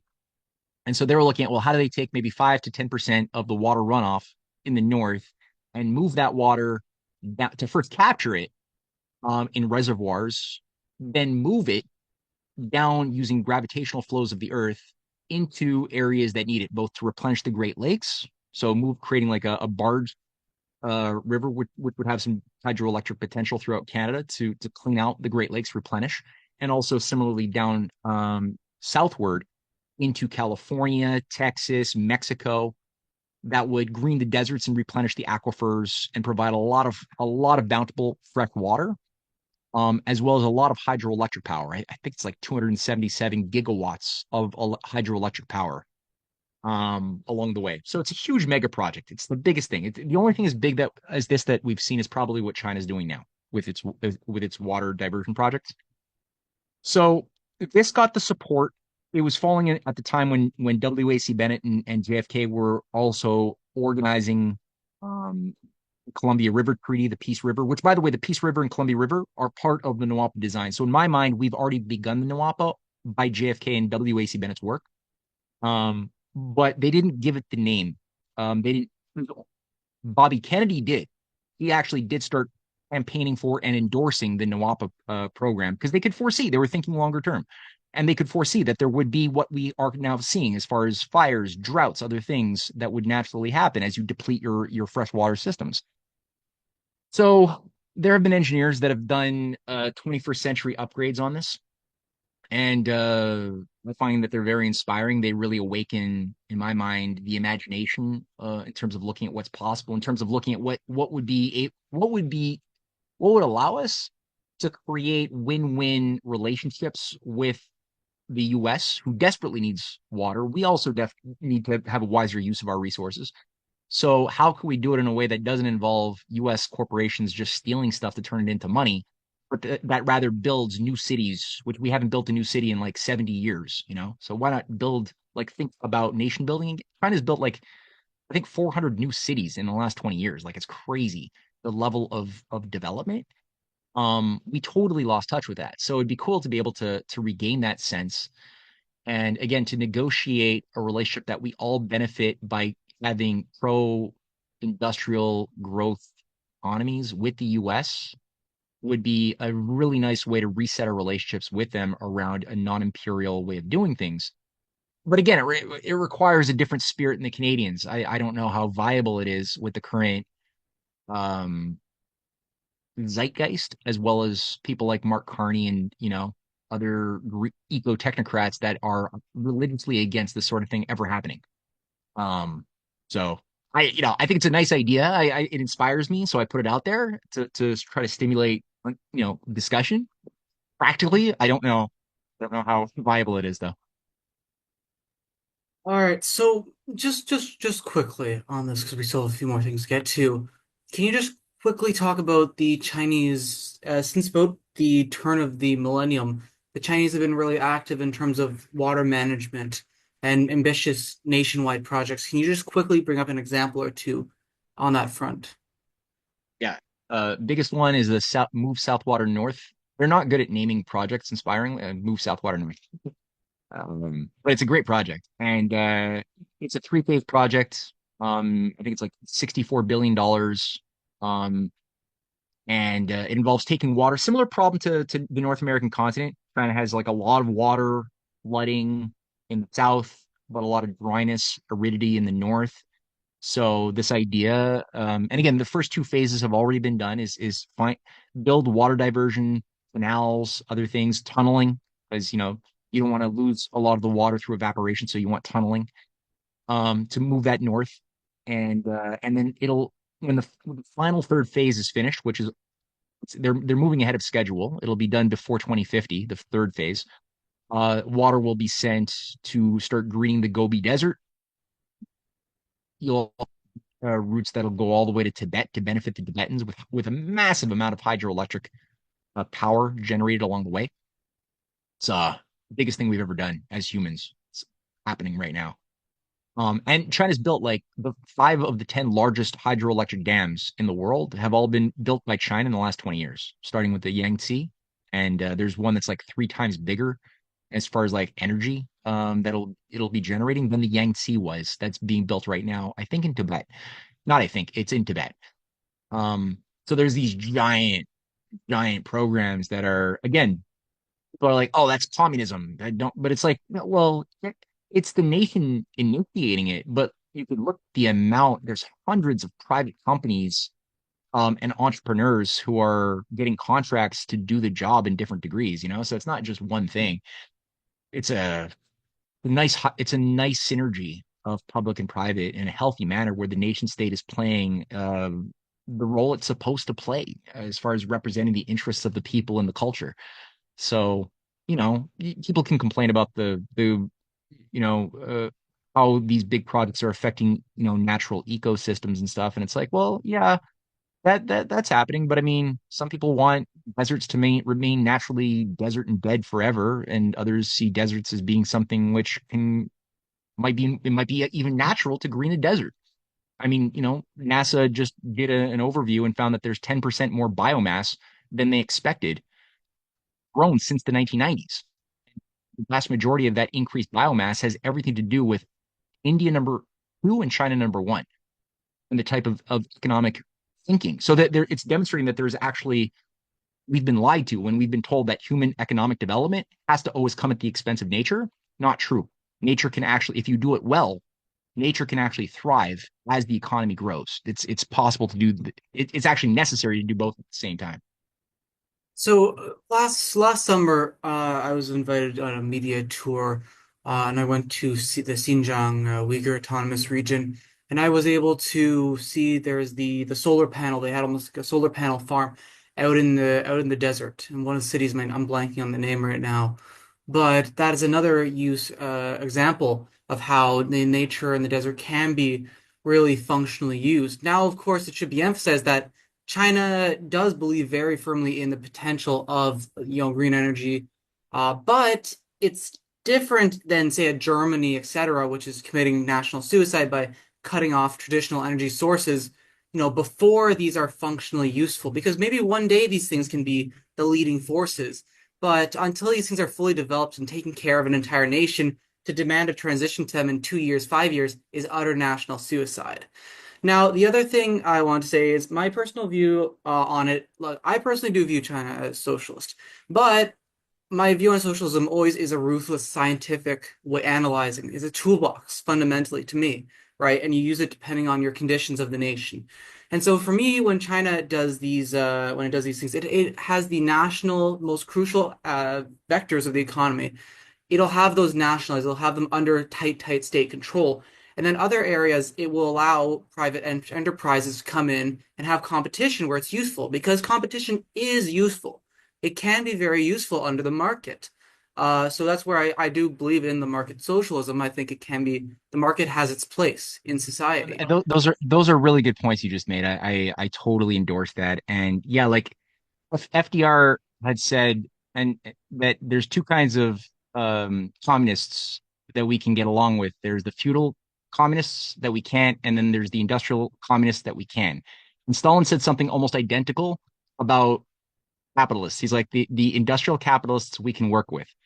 Um, but the Fabian capital, like those who are like promoting like the British Empire, but under the veneer of capitalism, that's not that's feudalism under a capitalist veneer. And so if you're I think got that spirit, that idea of wanting to protect labor, protect people, and like resist empire, then we'll find examples of people who thought of themselves as capitalists, like JFK, who fit the bill, as well as communists who also fit the bill, and who were able to like synergize and collaborate on all sorts of really big things that pissed off imperial systems a lot.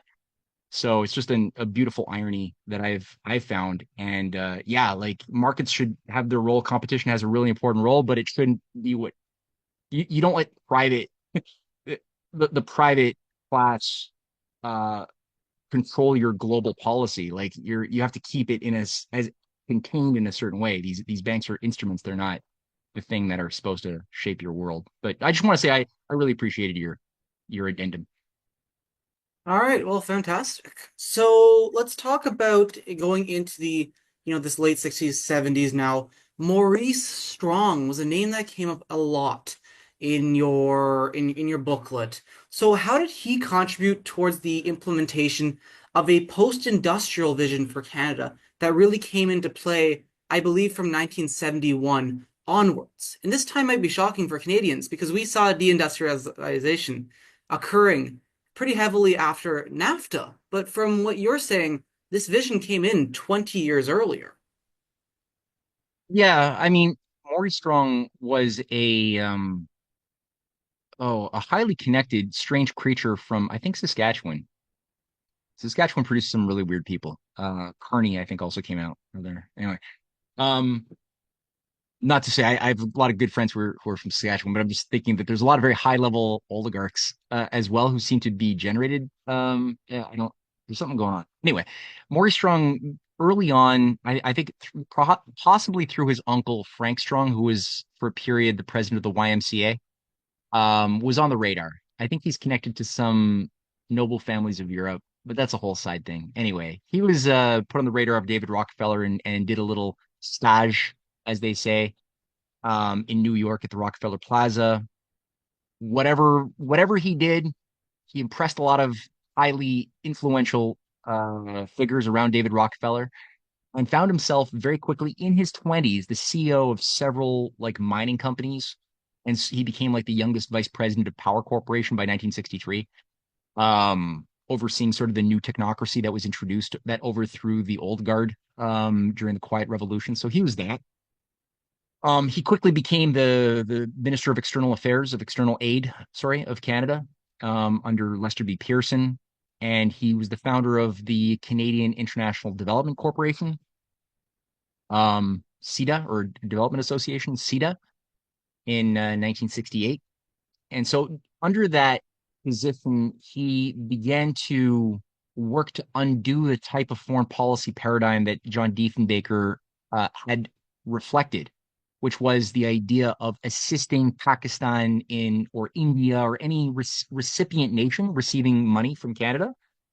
Diefenbaker wanted them to have cutting edge advanced technology. He wanted them to have industrial progress. So did JFK. So that paradigm had to come to an end. And Maurice Strong seems to have been the one who was assigned to play a big role at destroying that first in Canada by saying that, okay, from now on, we will allow loans to poor countries under the condition that they abide by what he I think he pioneered this term, appropriate technologies, um, as well as IMF conditionalities. So to the degree that they abide by the conditionalities that the IMF and the World Bank are also pushing, and that they only allow that those funds we give them to go towards appropriate technology, that is technology that will not impact the ecosystems or their cult, like their way of doing things in any significant manner, we will permit it. Also, he oversaw with this other guy, uh, Georges Henri Levesque, who was one of he's called the father of the Quiet Revolution. He's the father of social science, a follower of Aldous Huxley in Quebec. He ran the University of Laval and had a think tank that Pierre Elliott Trudeau worked in for 2 years before Pierre Elliott Trudeau was sent in to become a member of parliament and then justice minister and then prime minister. But before that, he was working under Georges Henri Levesque to create a new technocratic elite in Quebec first, and then it was done later on in the federal level. So Georges-Henri Levesque was working with Maurice Strong, especially with a focus on creating new universities in Rwanda, which he did in 68, 69. And that was designed to create a new sort of infrastructure to indoctrinate African leaders, to then kind of like what the Rhodes Scholarship does to, various select elites from around the world. They get, an all paid expense of brainwashing in Oxford, and then they are sent back to whatever country to carry out the administration or infiltration of the deep state. Such too was the Rwandan university that George Henri Levesque set up with Maurice Strong's help.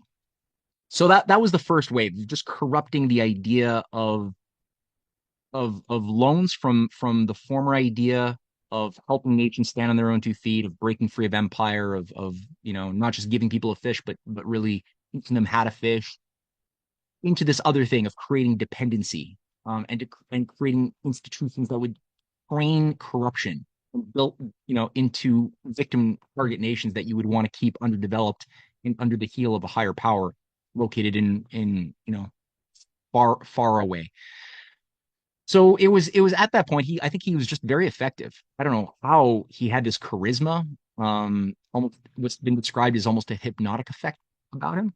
But he rose through the ranks and kept on getting positions of influence. He trained, as Klaus Schwab has described, Maurice Strong as his mentor, the guy who became the front man for the World Economic Forum. Maurice Strong was a co-founder and co-director of the World Economic Forum. I think he had more power than Klaus Schwab did. The same year, 1971, when he was heading the UN's first conference on population, that began to codify a new set of priorities for international policy and energy policy, specifically around the idea of population control as something for the greater good. So the idea of beginning to offer handouts to Bangladeshis in order for them to sterilize their women or to do things like that in Africa, that became something that you would have been horrified to think that was being done before Maurice Strong began to make his changes.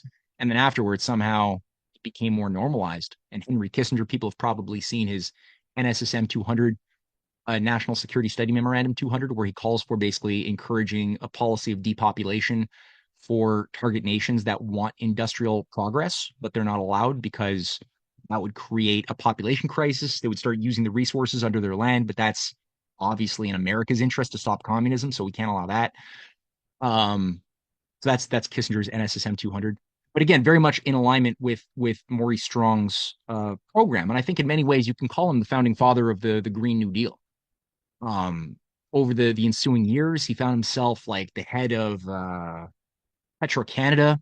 You know, he was working very closely with. He actually was the vice president of the World Wildlife Fund for Nature under Prince Philip, the same guy who said how much he wants to be reincarnated as a deadly virus to solve overpopulation. That same Prince Philip was the president of the WWF, as Strong was his vice president. Again, spreading the gospel of or weaponizing environmentalism. So environmentalism no longer became protect nature; it became um, use the protection of nature in order to prevent poor countries or any country from developing their nations. And so that became weaponized, as so many good things become weaponized. And yeah, like at a certain point, he oversaw the Rio conference that set up the Earth Charter. He was working always with Stephen Rockefeller at creating the Earth Charter. They co-wrote it together with Mikhail Gorbachev to sort of supplant or replace the UN Charter by getting across that nations shouldn't play a role in world affairs. Everything should be based upon protecting Gaia, protecting the nature from nations. So people can read that. That was the big Agenda 21 is what he formulated at the coming out of the Rio conference, which essentially called for an eco privatization of agriculture, around a whole new paradigm of benevolent dictatorship of corporate enlightened elites that would somehow control the levers of food production and consumption. That later on got rebranded into the Agenda 2030 program that's advanced by the same elites at or wannabe elites at Davos, or the Bilderberger group that he was also, I think he was a steering committee member of the Bilderberger group. I could be wrong. Maybe he was just a member. But Kissinger was steering committee. Um, so yeah, Maurice Strong was just kind of everywhere. He ran Ontario Hydro under Bob Rae in the 90s. And while he was in charge of Ontario Hydro, this guy who oversaw the creation of the nuclear moratorium in Canada in 1980, while he was heading Petro Canada, he also oversaw the creation of a nuclear moratorium that got endorsed by Pierre Elliott Trudeau, that stopped all new builds of nuclear power reactors. So he oversaw that. He made a name for himself as the enemy of nuclear power. And then he's installed by Bob Rae, a Rhodes Scholar, to become the head of Ontario Hydro, which he annihilates. He like works hard to just like pull out everything and shuts down like half of the reactors, fires their engineers, and it takes Ontario Hydro a long time to recover to rebuild from the destruction that Maurice Strong did. And finally, he's sucked into he gets caught as part of a corrupt deal for oil for food, um, with certain figures at the UN. He's in charge of the World Bank for a period. He's the undersecretary at the UN, and he oversees this oil for food deal. Turns out he's pocketing a lot of it himself, and he's got this big territory in Baca Grande, under basically owns most of the Ogallala aquifer. So he has this giant weird commune that he set up in the 80s with his wife, a weird witch, like a priestess. And they have like this commune where international cults come and set up their headquarters in the Baca Grande in Colorado, which is again totally Maurice Strong's territory. And he owns so most of the fresh water of the Ogallala. It's a strange thing. People should look into it. So after this scandal, he has to go to jail, but he avoids going to jail by going to China. And he lives out the last 15 years of his life trying to infiltrate and infuse his anti-growth agenda into brainwashing members of the Chinese intelligentsia.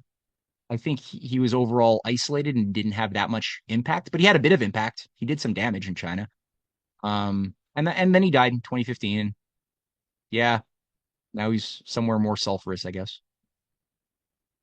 All right, so can you now, again, we're going to stick to this kind of timeline that trying to go through.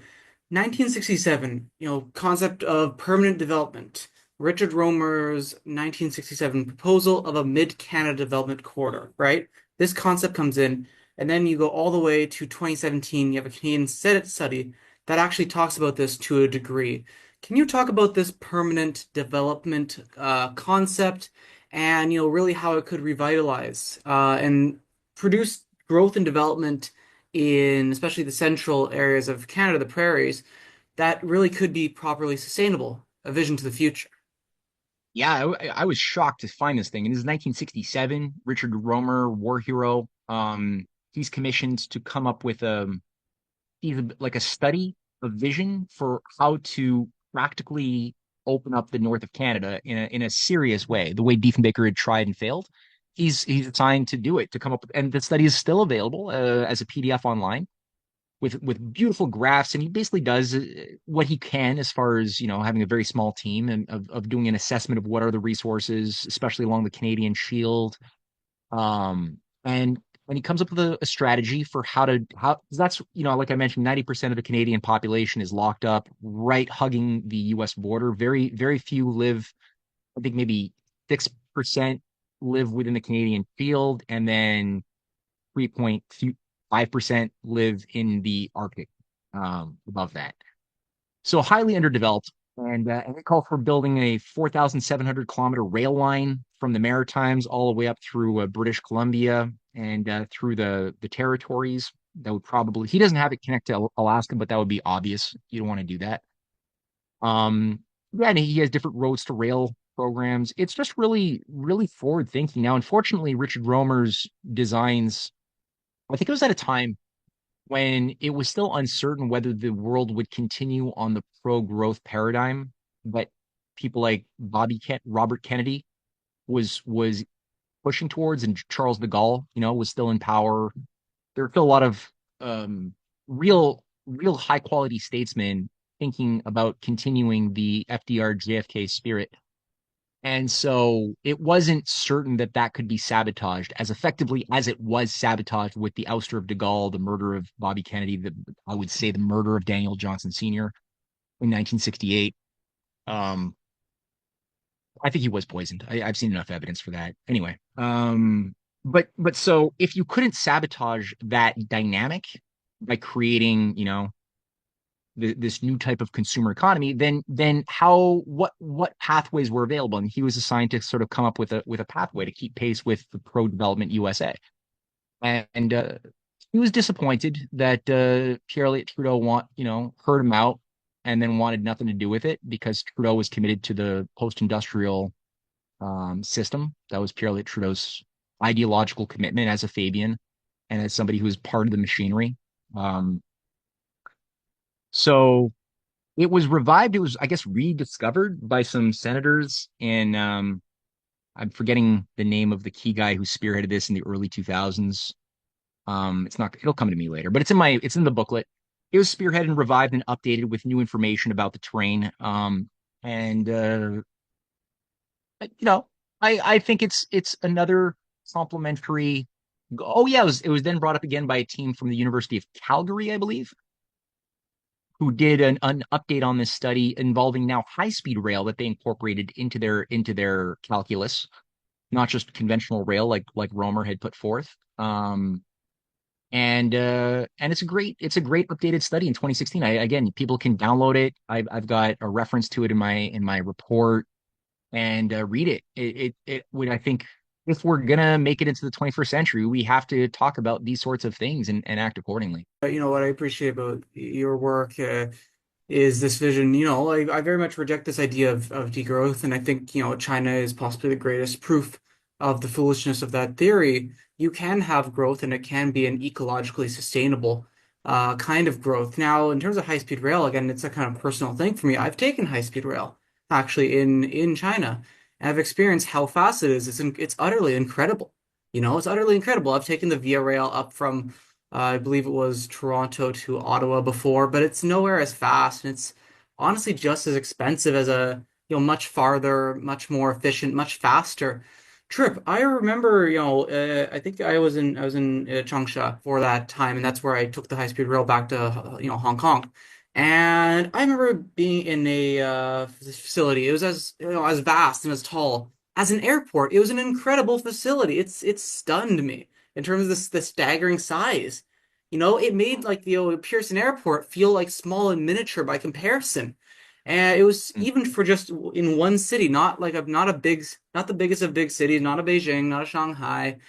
And so this high-speed rail is a very personal thing for me. And it speaks to another area where Canada and China, I believe, we probably both believe, could cooperate because China has over 40,000 kilometers of high-speed rail.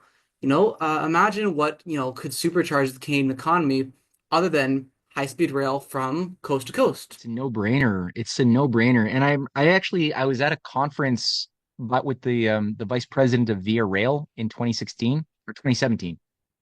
And he was going through like a presentation of possibilities of standard gauge rail, like regular rail, not high speed, that could feasibly be built by 2035 between like Quebec to Montreal to Windsor and Toronto. And I was like, wait a minute. I've read about this years ago, and this was originally being discussed in the 70s. Like, why aren't we? And I cited at the time, I was like, China has 25,000 kilometers of high speed rail. That's 2017. Now it's 40,000, right? I was like, they got 25,000 kilometers of high speed rail, and they did this all in like 15 years. Why aren't we even talking about this if we're saying that we're more advanced than China? And his logic to me, his answer, get this. He said, well, that's okay for China because they are not they didn't develop yet. But because we already developed, we hit our maximum growth decades ago. We don't need that. They need it because they're not developed. And so there's this weird assumption that you could just stop technological progress when you achieve some arbitrary moment that somebody decided is like the limit of all you're allowed. And then all you're allowed to do is use obsolete technology, if anything, from this point forward. It's absurd. Like no nation which is fit to survive thinks that way. You're always thinking about getting better. Like China's now thinking and doing magnetic levitation rail. They have the only like commercial magnetic levitation rail in the world, and they're building up several other magnetic levitation systems as then preparing the groundwork for the next logical, you know, leap outside that goes beyond even what high speed rail can do. So it's like that's a society that's fit to survive. Like that's how we used to think. And what this guy said, who's in charge of Via Rail, which is still using like obsolete 1960s tech, it's embarrassing. It's a shame. So, can you talk about nuclear fission and why you see it as so crucial to a Canadian economic revival? Yeah, well, I think it's one of the most efficient. I mean, for a number of reasons. I think the quality of energy that you get from especially third and fourth generation reactors, pebble bed reactors, ideally would be great. Uh, you know, we even have a lot of thorium. Like Canada has a lot of uranium. We have a lot of thorium and a lot of uranium. I think we're like the fourth biggest uranium mining country in the world. But and only Ontario has commercial nuclear power. Half of Ontario's power comes from nuclear. But it was all built up in the 70s and stopped in the 80s. It's there's nothing new that's been built since Maurice Strong's nuclear moratorium was put down. In Quebec, where we used to have three reactors, now we have zero. They've all been shut down. So I think on the one hand, the quality of energy is reliable. It gives you high density that's highly controllable. So if you don't need as much, you don't need to like draw it from the reactor. So high controllability from how much goes and disperses to the grid. Um, there's the again the energy flux density of the energy that comes out of it is super appropriate for industrial activity. So if you want to like melt industrial steel, or there's three types of uses for energy. It's not all the same thing. So your residential use, your transportation use, and your industrial use are three different categories of energy. And you can have like a society that uses windmills and solar panels, especially solar panels, that are fine, totally okay for residential use, where we don't need to, have industrial steel melting to build, infrastructure and rail and other things. You don't need to do that for your house. You need your fridge and your stove and your air conditioner working. And so there's a place for that. And that's how China is using their like solar energy. They don't. have the confusion that we in the West have, thinking that you can have your machine tool sector sustained by windmills and solar panels. So it has a place.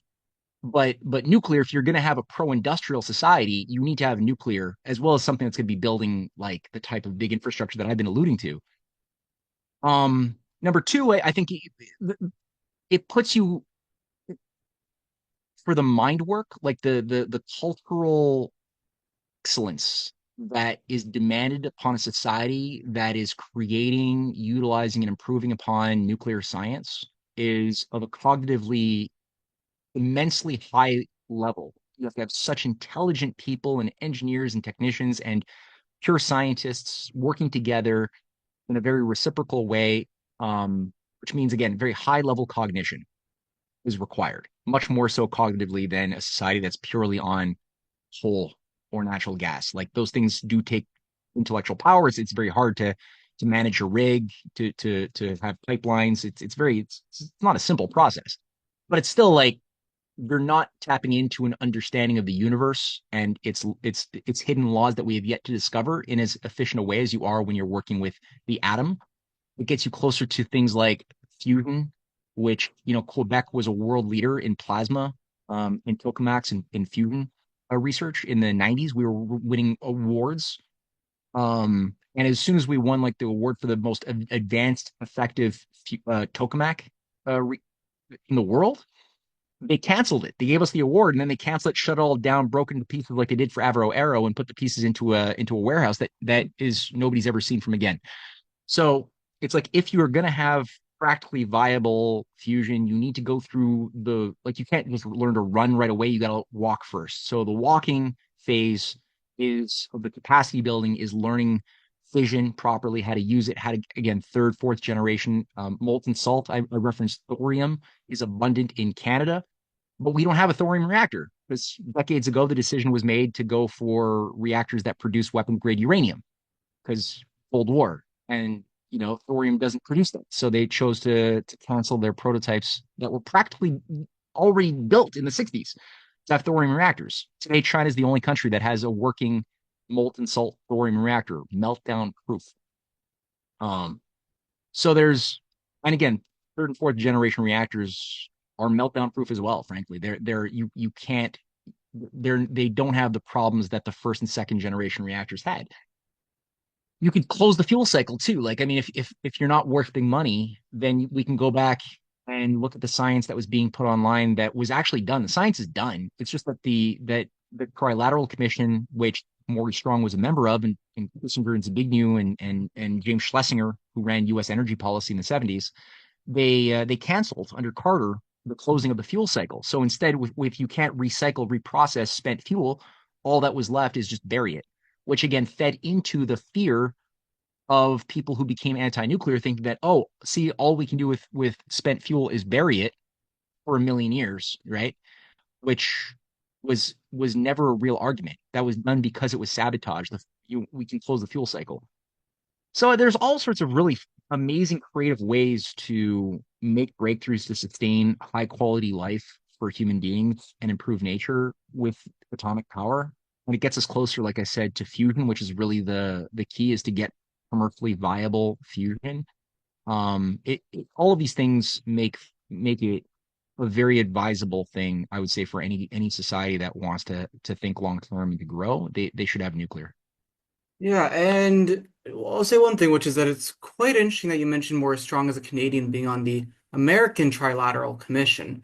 But that's another thing for another time, I suspect. But in terms of China, they have, I believe it's over 50 nuclear reactors, from what I can tell.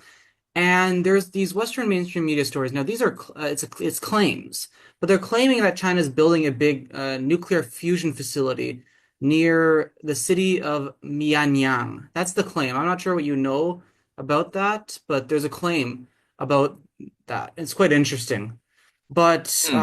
alas, we don't have infinite amount of time. So I want to talk about overall, like just the bigger scale of things, because if people have made it to this point, Campus audience, thank you so much, because this is a long interview, but it's worth it. So, what major economic opportunities do you see that could drive development in Canada outside of what you've already mentioned? I mean, there's a number of, I mean, we hit the big ones. Like these were the mega projects in my mind that are the most strategically relevant and important. Touch on these things. Now, obviously, in my report, there's other things that can be that I do draw upon and people can look at, and I'd like to build like a repository even of projects that either were built that were allowed to atrophy or that have been ideas that are viable, workable, that like I mentioned this Arctic project of the Grays Bay Road and Port project in the high Arctic that is part of the Northern Trade Corridors Fund. These are really inspiring ideas, and we should have like a repository of these to really get an audit and an assessment of what our potential is and what we can bring to the table as part of a cooperating, trustworthy partner state working with the multipolar alliance in a new architecture of economics and security. I guess the one thing that, since I'm really hitting at the theme of breaking out of the limits to growth, we've tapped into a variety of limits on the surface of the Earth, as well as in the microcosm of the structure of the atom that we've alluded to. Um, Also, I would say we would want to go back to the nuclear fusion paradigm of the 70s when we weren't putting all of our eggs into simply one tokamak basket. The idea back then was, there's so many different pathways that could be explored, but it costs money to help scientists build the prototypes that they need to test their ideas, and that money has been withheld over since the 70s especially. So a lot of great minds have demoralized, have just sort of rotted away in the West and died sad. And the new generation is trained mostly on computer modeling, which is a big problem because computer modeling has its place. But if you think that's all you have to work with, then you won't make discoveries in physical reality that do not abide by the rules of the binary computer systems that you're playing with. So like stellarators, VPIN, like so devices that use the natural uh there's a natural hydrodynamics within fluid dynamics of plasmas, plasma being the fourth state of matter. And plasma, when it moves and its motion is controlled by usually high intensity magnets. It has a natural geometry to the motion, kind of like when you look at water flowing, through a river. There's little vortices, there's little currents that are intelligible. Da Vinci was exploring things like that. That could also help us get an insight into shock waves that create tsunamis. There's certain there's boundary conditions. And so a lot of scientists who are really potent minded creative scientists were all looking at like how do you organize with very, very geometrically arranged magnets, plasmas that will create pinches that will induce like fusion to occur that otherwise would be done with very low intensity, very inexpensive relatively, instead of just simply smashing things together in giant tokamaks that nobody seems to have a clear idea how you could create with all of that heat. How do you create or that fusion that you'll begin to you're fusing light elements to become heavy elements, and some of that matter is turned into energy but they don't know how to apply that to do work. So those are things that we should be looking at. China, I know, they're not putting all of their eggs into one tokamak basket. They've got a much more wide spectrum of thinking, which is great. I know they've broken records for sustained plasmas that are capable of generating fusions. Records, significant ones that China's broken. But space, I would say also, Elon Musk is making the idea of space travel and mining other celestial bodies. He's making that a kind of cool idea, but I don't trust Elon Musk at all. I think he's a frontman for a military industrial intelligence complex. And so there's a right and a wrong reason to do these things, to go and build the Arctic. It's not always the right thing to do. If your intention is to extend Mackinder's geopolitics into the Arctic, and maybe you're building up infrastructure, but you're also doing it in order to have a missile shield to prepare for a future war to destroy your neighbors. That it's better that you didn't do it. It's better that we just didn't do that at all. Same thing for space, like space for me, if it's done for the right reasons, is one of the most precious things we could do to stimulate our imagination and our talents as a species tapping into the infinite universe to be discovered, that really it's an exciting exploration. But if you're doing it to have a Martian technate, as Elon Musk says, in order to extend geopolitical battles into space with space tech weaponry and blah blah blah and fighting over resources on the moon. Like it's better that you just don't do it. So I think that the Russian China example of collaboration on building jointly a lunar base by 2030, which hopefully that's the current deadline. I hopefully that doesn't get derailed, but that's a good example of like a healthy paradigm of cooperation on win-win for space. Um, Asteroid defense, things like that. It's a great way to redirect our focus and our power from using nuclear science to destroy ourselves into looking towards, building up an understanding of the geometries of our solar system and the behavior of asteroids from different asteroid belts, the Kuiper objects as well, that sometimes do a lot of damage to life on Earth. That's why most animals that have ever existed aren't here anymore. I think asteroids play a big role in that. So we're the only species that's ever existed that could feasibly identify future asteroid impact and then do something preventatively about that before it kills, with the type of power from the atom. So like we should be, I think the Russians and the Chinese would be much more enthusiastic to have discussions about the future on those things than fighting over jurisdictions over who's going to control the new world order, like they so yeah, that would be the last domain I think to be touched upon. And it doesn't play a big role in my booklet, but it's a very big role in my mind.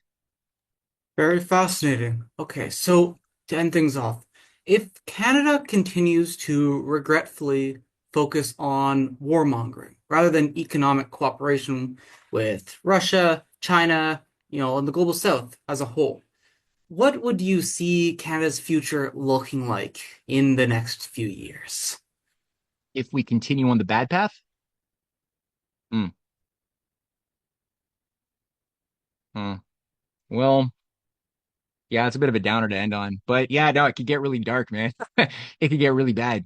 Like I've studied dark ages in my work, and dark ages are not fun. Like we're on the cusp of a major systemic blowout of like a lot of the supply chains, a lot of the things we take for granted in our current world, we shouldn't take them for granted. They will come undone, and scarcity the likes of which we haven't seen in a long time in all of our lifetimes is going to be thrust upon us as chaos spreads with the meltdown of the banks. Um, if this isn't mitigated first by nation states acting like sovereign nation states in defense of their people, which could be done. It was done by FDR in the early 30s of breaking up the banks, putting them through bankruptcy reorganization in defense of the people's interests. So there's ways of doing that, like bringing back Glass-Steagall, bringing back the Canadian Four Pillars. That would also involve an audited debt jubilee of the unpayable debts that are illegitimate.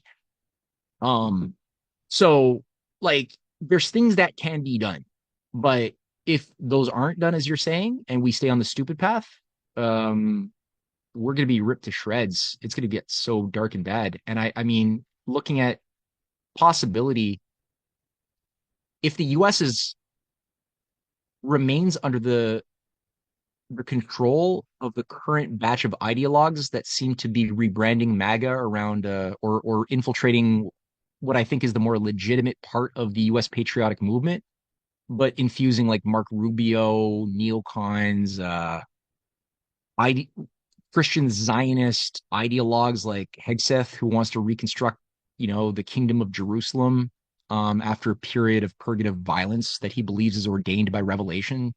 And he actually gave a speech talking about the need to rebuild Solomon's temple for the third time to usher in some sort of a new dispensation or whatever. So to the degree that ideas like that are moving us, that also see China especially as an enemy that must be destroyed in Iran, and that pulls Canada plays into that. Um, Oh, it's going to be a really dark future. I really don't want that. That would be bad for all of humanity. So I'm not going to go into detail, but it can get really scary. All right, well, obviously it's not a fun question to end off with, but I think these are the kind of things we have to talk about as much Yeah. as we can talk and dream about a future of better cooperation. Well, folks, Canifal's audience, we've made it. Thank you very much. Now, Matthew Ehret's pamphlet, the booklet, now it is called Canada's Potential Eurasian Future, a Vision for the 21st Century and Beyond. There's a new release of it for 2025, and certainly I would recommend you folks give this a read. I'll absolutely be linking it down below. So, Mr. Ehret, now how can people keep an eye on your work? How can they check up with it? Sure, yeah, and thanks for plugging the book. The booklet, it's only 100 pages, so I don't want people to get their hopes up that it's a real book. It's a booklet, but it's good. They can go to CanadianPatriot.org is my primary geopolitical website, and they'll also find all of my other books, the Untold History of Canada books, the Clash of the Two America books, the Science Unshackled books. I also just released a trilogy of books called The Revenge of the Mystery Cults, going into the deeper cult subterfuge underlying a lot of the geopolitical machinations throughout our last 2,000 years. So that was a fun intellectual exercise, and that's all available on CanadianPatriot.org. Also, RisingTideFoundation.net is a fun, more educational platform I created with my wife Cynthia, who's she's a fantastic researcher as well, and I encourage people to check out her stuff. Lastly, I just launched with the American University in Moscow a new initiative called the Academy for International Cooperation with Dr. Edward Lazansky. And so we've been hosting roundtables. We're trying to build up more of a curriculum to encourage sort of a more high quality diplomatic class to emerge, capable of understanding some of the dynamics that I just went through, but a lot more than that. So that's something that people can participate in if they want to come to our roundtable sessions. Um, they can just write us an email and register and get the invites for our biweekly geopolitical roundtables. Well, fantastic there. So, Canada Files audience, this is indeed the end of this interview, but I think we'll certainly be talking to Mr. Ehret in the near future and many further times. So, now thank you again for making it to the end of this episode of Canada Files interview. If you appreciate this journalism analysis that's done by the Canada Files, please do go ahead, set up a monthly, annual, or one-time donation. If that isn't possible, finances and situation in Canada is not good, I understand. Please simply spread the word, help it get farther. And to Mr. Ehret, one more time, thank you very much for speaking with us. Thank you, Aidan. Goodbye, everyone. I'll see you next time.